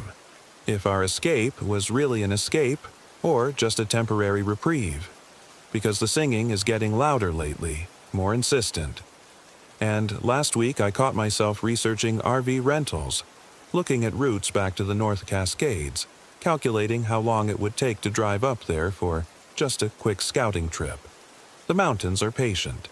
They've been here for millions of years, and they'll be here for millions more. They can wait for me to come back. And someday, when the city noise gets too loud and the concrete walls close in too tight, I think I will go back. Not to rescue anyone or solve any mysteries, but simply to answer the call that's been echoing in my head since that night we fled down the mountain highway. Because some songs once heard can never be unheard, and some choirs never stop recruiting new voices. We should have never gone to Salduke Valley. I'm Rebecca Chen. I was 26 back then. And this is the story of how I lost everything. The notification came through our Instagram DMs on a gray October morning, while my girlfriend Melissa and I were having coffee in our tiny Seattle apartment. A brand collaboration offer that seemed too good to be true. Outdoor Life magazine wanted to sponsor a weekend glamping trip to the Olympic Peninsula in exchange for social media coverage. "Babe, look at this," Melissa said, showing me her phone screen. Her hazel eyes were bright with excitement, the same look she got whenever a new opportunity presented itself. After 3 years of grinding to build her travel influencer brand Wild Mel, legitimate sponsorships were still rare enough to get her heart racing. I read over the email. Premium RV rental, all expenses paid, plus a $2,000 fee for content creation. The only requirement was documenting our authentic wilderness experience at Salduke Hot Springs Resort and the surrounding old-growth forest. "This could be huge for us," Melissa continued, already mentally composing captions. "Outdoor Life has like 800,000 followers. If they repost our content..." "It does sound amazing," I admitted, though something about the timing felt off. "But why us? Your following is good, but there are way bigger influencers they could work with." Melissa shrugged, scrolling through the company's previous sponsored posts. "Maybe they want someone more authentic, less polished. The whole real couples in real wilderness angle." She had a point. Melissa's content was gorgeous but approachable. She had a gift for making the Pacific Northwest's most dramatic landscapes feel accessible to her mostly urban audience. Her followers trusted her recommendations because she genuinely loved the outdoors, not just the photo opportunities it provided. "Plus," she added with a grin, "when's the last time we had a weekend away that didn't involve my student loans or your work stress?" I was a software developer for a startup that was slowly consuming my soul, working 60-hour weeks for equity that would probably never be worth anything. A sponsored weekend in the mountains sounded like exactly what we both needed. "Okay," I said, kissing her forehead. "Let's do it." 3 days later, we were loading our gear into a gleaming 32-foot Winnebago at an RV rental lot in Tacoma. The thing was nicer than our apartment. Leather seating, a full kitchen, a bedroom with a memory foam mattress. Melissa was already filming, narrating our incredible partnership with Outdoor Life magazine, while I figured out the various switches and systems. The drive to Salduke took us west through Olympia, then north on Highway 101 through increasingly dense forest. Melissa kept the camera rolling intermittently, capturing the massive Douglas firs and western red cedars that lined the road like ancient sentinels. Her excitement was infectious. She had this way of making even mundane travel moments seem magical on film, Can you believe people lived here for thousands of years before roads? She said, panning her camera across a grove of trees that had to be centuries old. Like, this forest has witnessed so much history. I was focused on navigating the RV around hairpin turns, but I had to admit the landscape was incredible. The Olympic Peninsula felt primordial in a way that the more accessible parts of Washington never did. Every valley and ridgeline looked exactly as it had when the first humans crossed the land bridge from Asia. But as we got deeper into the peninsula, I started noticing things that made me uncomfortable. Road signs peppered with bullet holes, abandoned homesteads slowly being reclaimed by blackberry vines and moss, and the people, the few we saw at gas stations and small towns, watched us with the kind of suspicious interest that comes from too many years of city folks treating their home like a playground. "Welcome to Deliverance Country," I muttered as we passed a cluster of mobile homes surrounded by rusted cars and handmade signs warning about trespassing. "Don't be classist," Melissa chided, but I caught her glancing nervously at the same scene. This is just rural life. Real America. Maybe she was right. Maybe I'd spent too long in tech bubbles and urban coffee shops. But something about the way that old man by the gas pumps had stared at our shiny RV made my skin crawl. Sol Duke Hot Springs Resort appeared through the trees like something from another era. Rustic log buildings scattered around natural hot spring pools, with the kind of studied wilderness charm that cost serious money to maintain. We checked in with a cheerful desk clerk who seemed genuinely excited about our social media project. "You picked a perfect time to visit," she said, handing us a map of the local trails. "Most of the summer crowds are gone, but the weather's still holding, and the fall colors are absolutely peak right now." Our RV site was tucked into a grove of massive cedars about a quarter-mile from the main resort buildings. The trees were so thick they blocked out most of the sky, creating a green cathedral that felt both sacred and slightly oppressive. Melissa immediately started filming our setup process, narrating the luxury amenities and stunning natural setting for her followers. "This is literally like glamping heaven," she told the camera, gesturing toward the perfectly level site with full hookups and a picnic table that looked like it had been carved from a single log. "Huge thanks again to Outdoor Life magazine for making this possible." As she filmed, I couldn't shake the feeling that we were being watched. Nothing obvious, just that prickly sensation between your shoulder blades that comes from unseen eyes. I found myself glancing toward the tree line repeatedly, looking for movement in the shadows. "You okay, babe?" Melissa asked, lowering her camera. "You seem tense." "Just tired from the drive," I lied. "This place is gorgeous, really," and it was gorgeous. The Sol Duke River ran crystal clear just beyond our campsite, and the hot springs themselves were like something from a fairy tale. Natural rock pools wreathed in steam, surrounded by moss-covered stones and towering conifers. Melissa got some incredible shots of us soaking in the warm water while mist drifted through the trees overhead. But that night, as we lay in the RV's surprisingly comfortable bed, I heard them for the first time. Voices. They started around 2 a.m., drifting through the forest from no identifiable direction. At first, I thought it might be other campers having a late-night conversation. But as I listened more carefully, the voices seemed wrong somehow. Too many speakers, talking over each other in what sounded like multiple languages.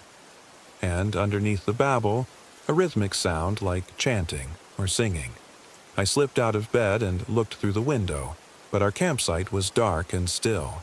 The voices continued for maybe 20 minutes, then faded gradually until I couldn't tell if I was still hearing them or just imagining the echoes. "Did you hear that?" I whispered to Melissa. She mumbled something unintelligible and rolled over. Either she was a deeper sleeper than I'd realized, or I was the only one hearing things. The next morning dawned gray and misty, with a fine drizzle that made everything glisten like it was trapped under glass. Melissa was in full influencer mode, filming our coffee routine and planning the day's content while I tried to shake off the previous night's weirdness. "I want to hike the Sol Duke Falls Trail," she said, checking the resort map. "It's supposed to be one of the most photogenic spots on the peninsula. Then maybe we can do some hot springs content in the afternoon when the light is better." The trail to Salt Duke Falls was everything the resort promised. A gentle path through old-growth forest leading to a spectacular 48-foot waterfall surrounded by moss-covered basalt cliffs. Melissa was in photographer heaven, stopping every few hundred yards to capture the way morning light filtered through the canopy, or how the mist rose from the rushing water. "This is absolutely magical," she told her camera, standing at the base of the falls with spray creating tiny rainbows in her hair. "Like, I understand why indigenous peoples considered places like this sacred. There's definitely spiritual energy here." I was less focused on the spiritual energy and more concerned with the practical reality that we hadn't seen another human being in over an hour. The trail was supposed to be popular, even in October, but we were completely alone in the forest. And those voices from the night before kept echoing in my head. "Hey, Mel," I said as she was setting up another shot. "Have you noticed we're the only people out here?" She glanced around, momentarily puzzled. "Huh, that is weird. But maybe it's just early? Or the weather scared people off?" It was possible. The drizzle had intensified into proper rain, and the temperature was dropping as clouds rolled in from the Pacific. But something felt off about the quality of the silence around us. Even the birds seemed muted, and I couldn't remember hearing any small mammals rustling in the underbrush. We were about to head back when Melissa spotted something that made her grab my arm. "Babe, look at that tree." She was pointing to a massive cedar about 50 yards off the trail, easily 8 feet in diameter and probably centuries old. But what had caught her attention wasn't the tree's size. It was what was carved into its bark. Symbols, dozens of them, covering the lower trunk in precise, deliberate patterns. They looked old, weathered by decades of rain and moss growth, but still clearly visible. Some resembled Northwest indigenous petroglyphs I'd seen in museums, but others were unlike anything I recognized. "Holy shit," Melissa breathed, already pulling out her camera. "This could be some kind of historical site, like actual indigenous artifacts." "Maybe we shouldn't film it," I said, feeling inexplicably nervous. "If it's culturally significant, posting it on social media might not be respectful." But Melissa was already recording, walking around the tree to capture the symbols from different angles. "This is incredible content, Beck. Our followers need to see this. It's educational." As she filmed, I noticed other things that made my skin crawl. The ground around the tree was darker than the surrounding forest floor, almost black, and the symbols weren't just carved. Some were filled with what looked like dried blood or paint, dark red-brown stains that seemed fresh despite the obvious age of the carvings. "Mel, we should go," I said, backing away from the tree. "This feels like a place we're not supposed to be. Just give me 2 more minutes," she said, absorbed in getting the perfect shot. "The lighting is amazing." That's when we heard the singing. It started as a low humming, barely audible over the sound of rain on leaves. But gradually it grew louder, more complex, multiple voices harmonizing in a language I didn't recognize. The sound seemed to come from everywhere and nowhere, echoing off the trees in ways that made it impossible to locate the source.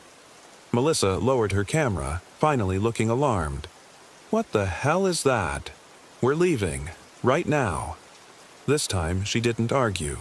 We hurried back toward the main trail, but the singing followed us, not getting closer or farther away, just maintaining that same omnipresent quality that made my teeth ache. And underneath the melody, I could swear I heard footsteps matching our pace, staying just out of sight in the trees. By the time we reached the resort, the singing had faded, but I was shaking with adrenaline. Melissa was quiet, uncharacteristically subdued as we walked back to our RV.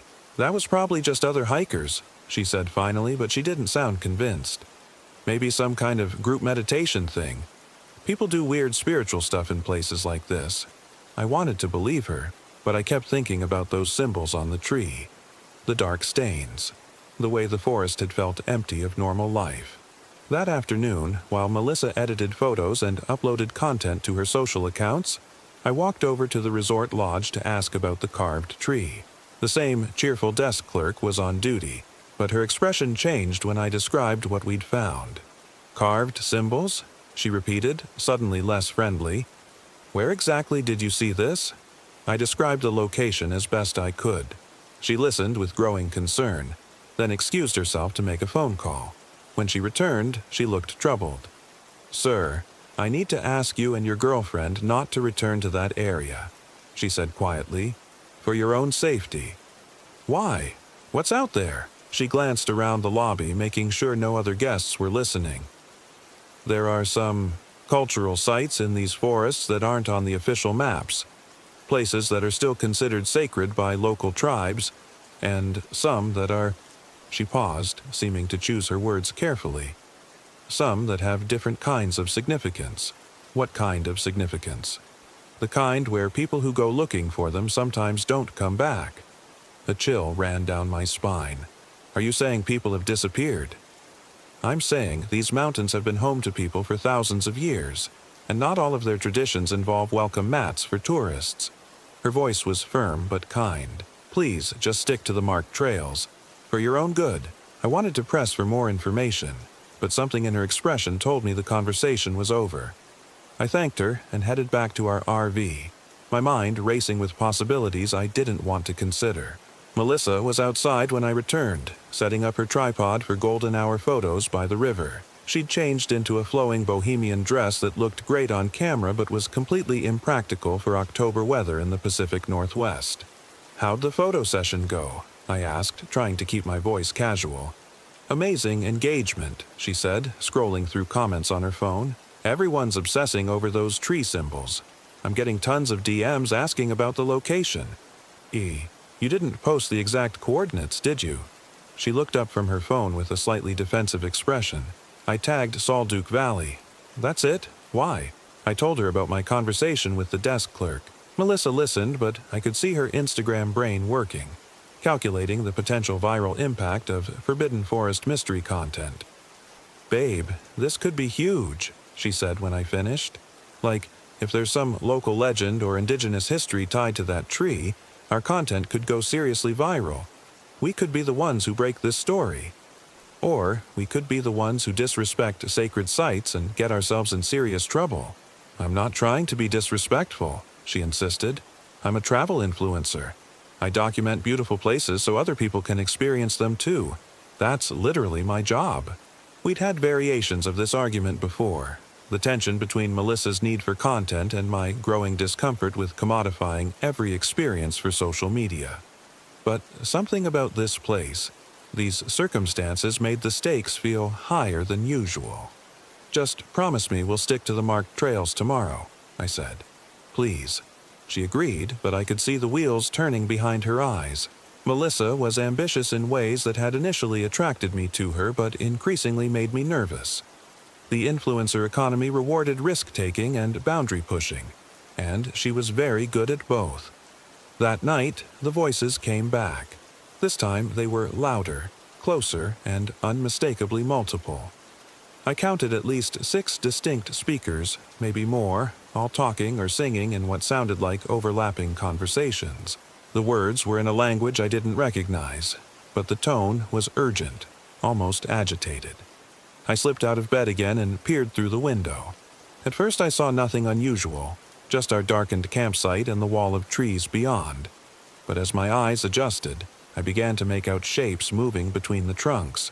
Human-sized figures, but too tall and too thin, flowing between the trees with unnatural grace. My blood turned to ice. Whatever was out there wasn't human. "Melissa," I whispered urgently. "Wake up.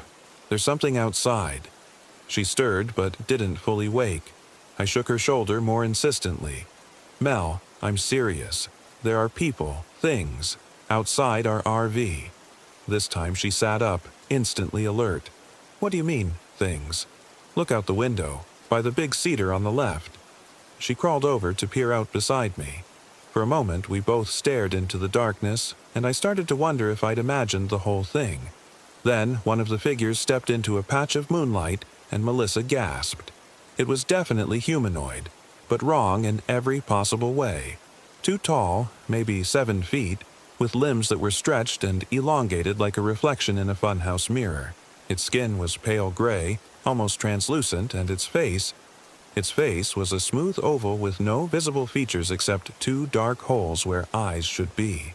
"What the fuck is that?" Melissa breathed. Before I could answer, the thing turned directly toward our RV. Those empty eye sockets seemed to focus on our window with impossible precision, and I had the horrible certainty that it could see us watching. Then it smiled. Not a human smile, this was something much worse. Its mouth opened like a tear in fabric, revealing rows of needle-sharp teeth that caught the moonlight like broken glass. And when it smiled, the others did too. All of them, turning toward us with those same terrible grins. "Get dressed," I whispered. "Right now. We're leaving.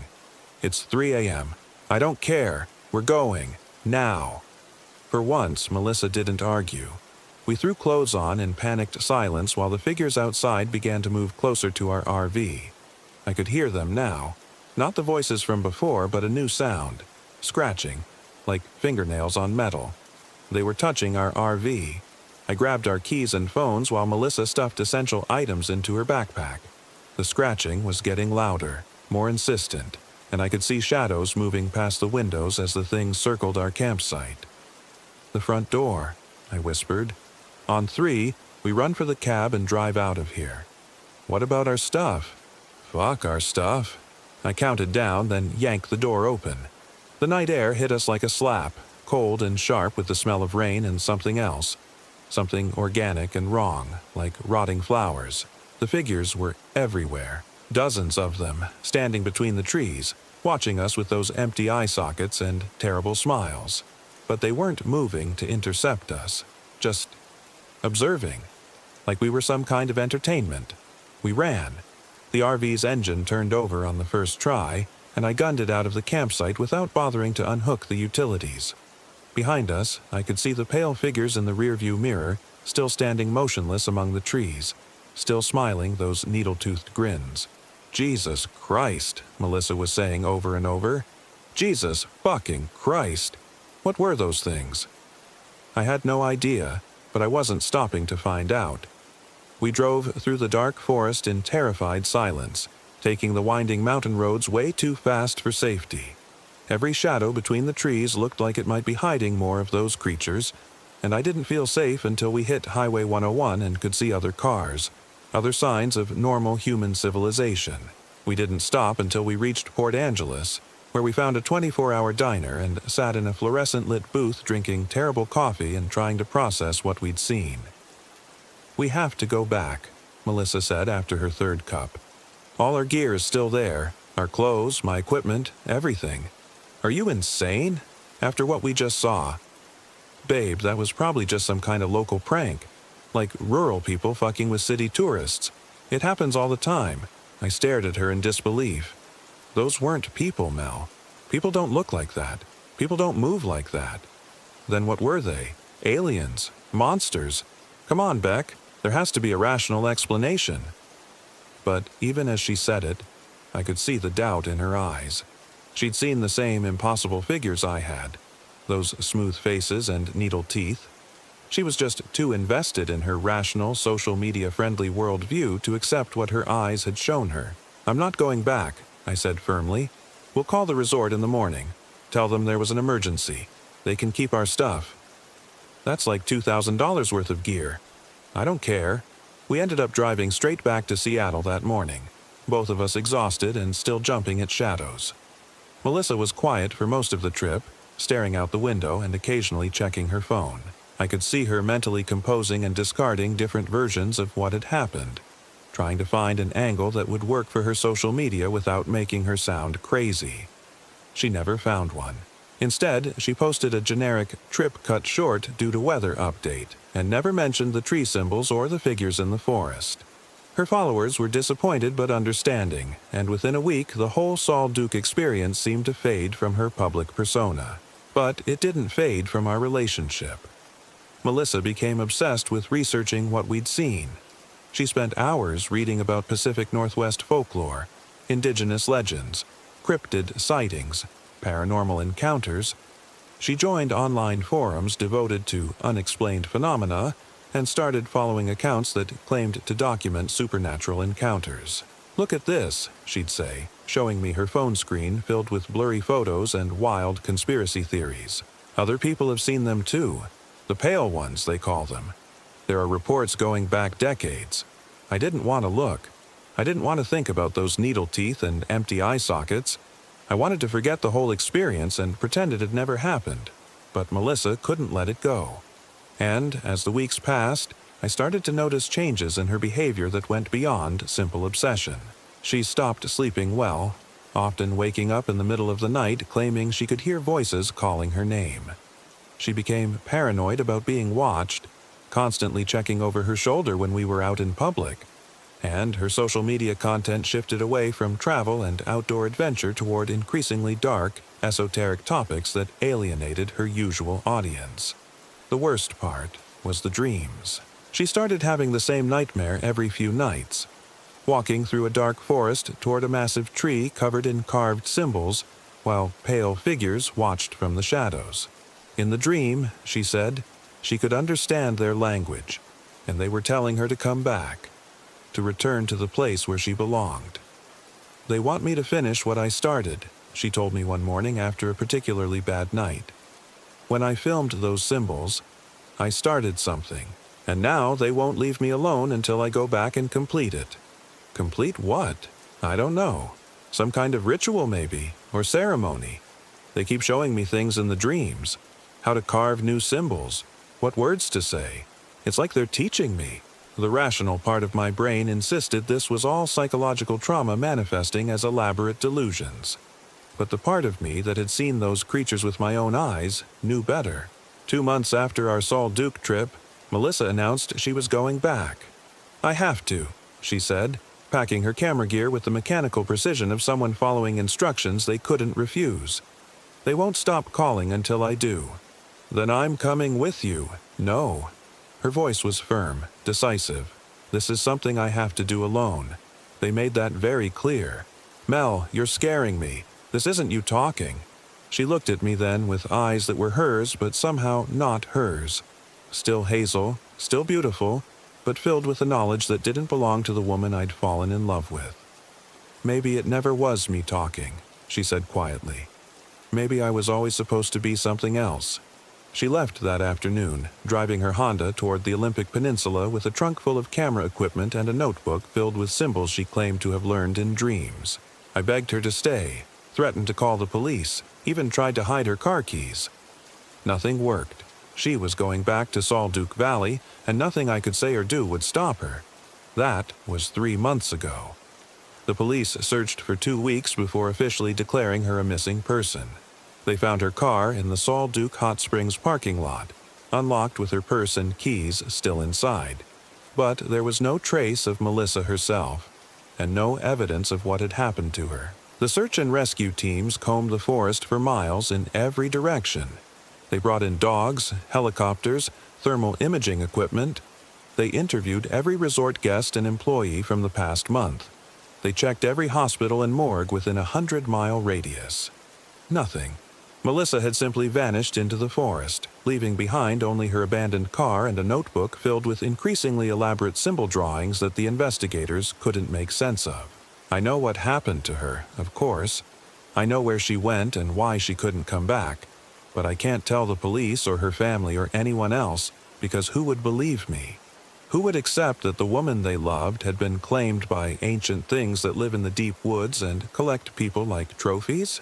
Sometimes, late at night, I hear her voice calling my name through the walls of our apartment. Not from outside, from somewhere much farther away, somewhere that exists beyond the normal boundaries of space and distance. She sounds happy, peaceful even, like she's finally found the place where she belongs. And sometimes when I'm feeling especially weak, I'm tempted to answer, to pack my own bags and drive west toward the mountains, following the same road that took her away from me. Because maybe she's right. Maybe I was always supposed to be something else too. Maybe we all were. The voices are getting louder lately, more insistent. And last week I found myself researching RV rentals, looking at routes to the Olympic Peninsula, calculating drive times to Sol Duke Valley.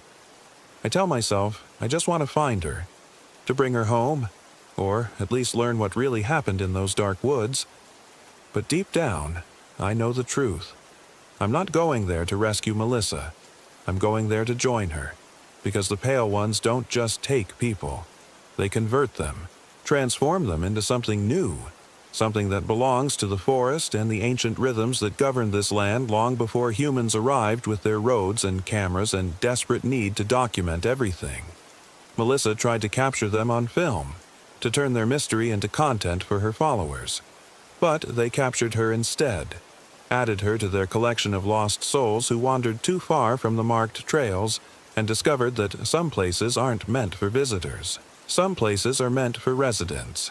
And once you've seen them, really seen them, with their needle teeth and empty eyes and impossible smiles, you never stop hearing them call your name in the darkness. You never stop wanting to go home.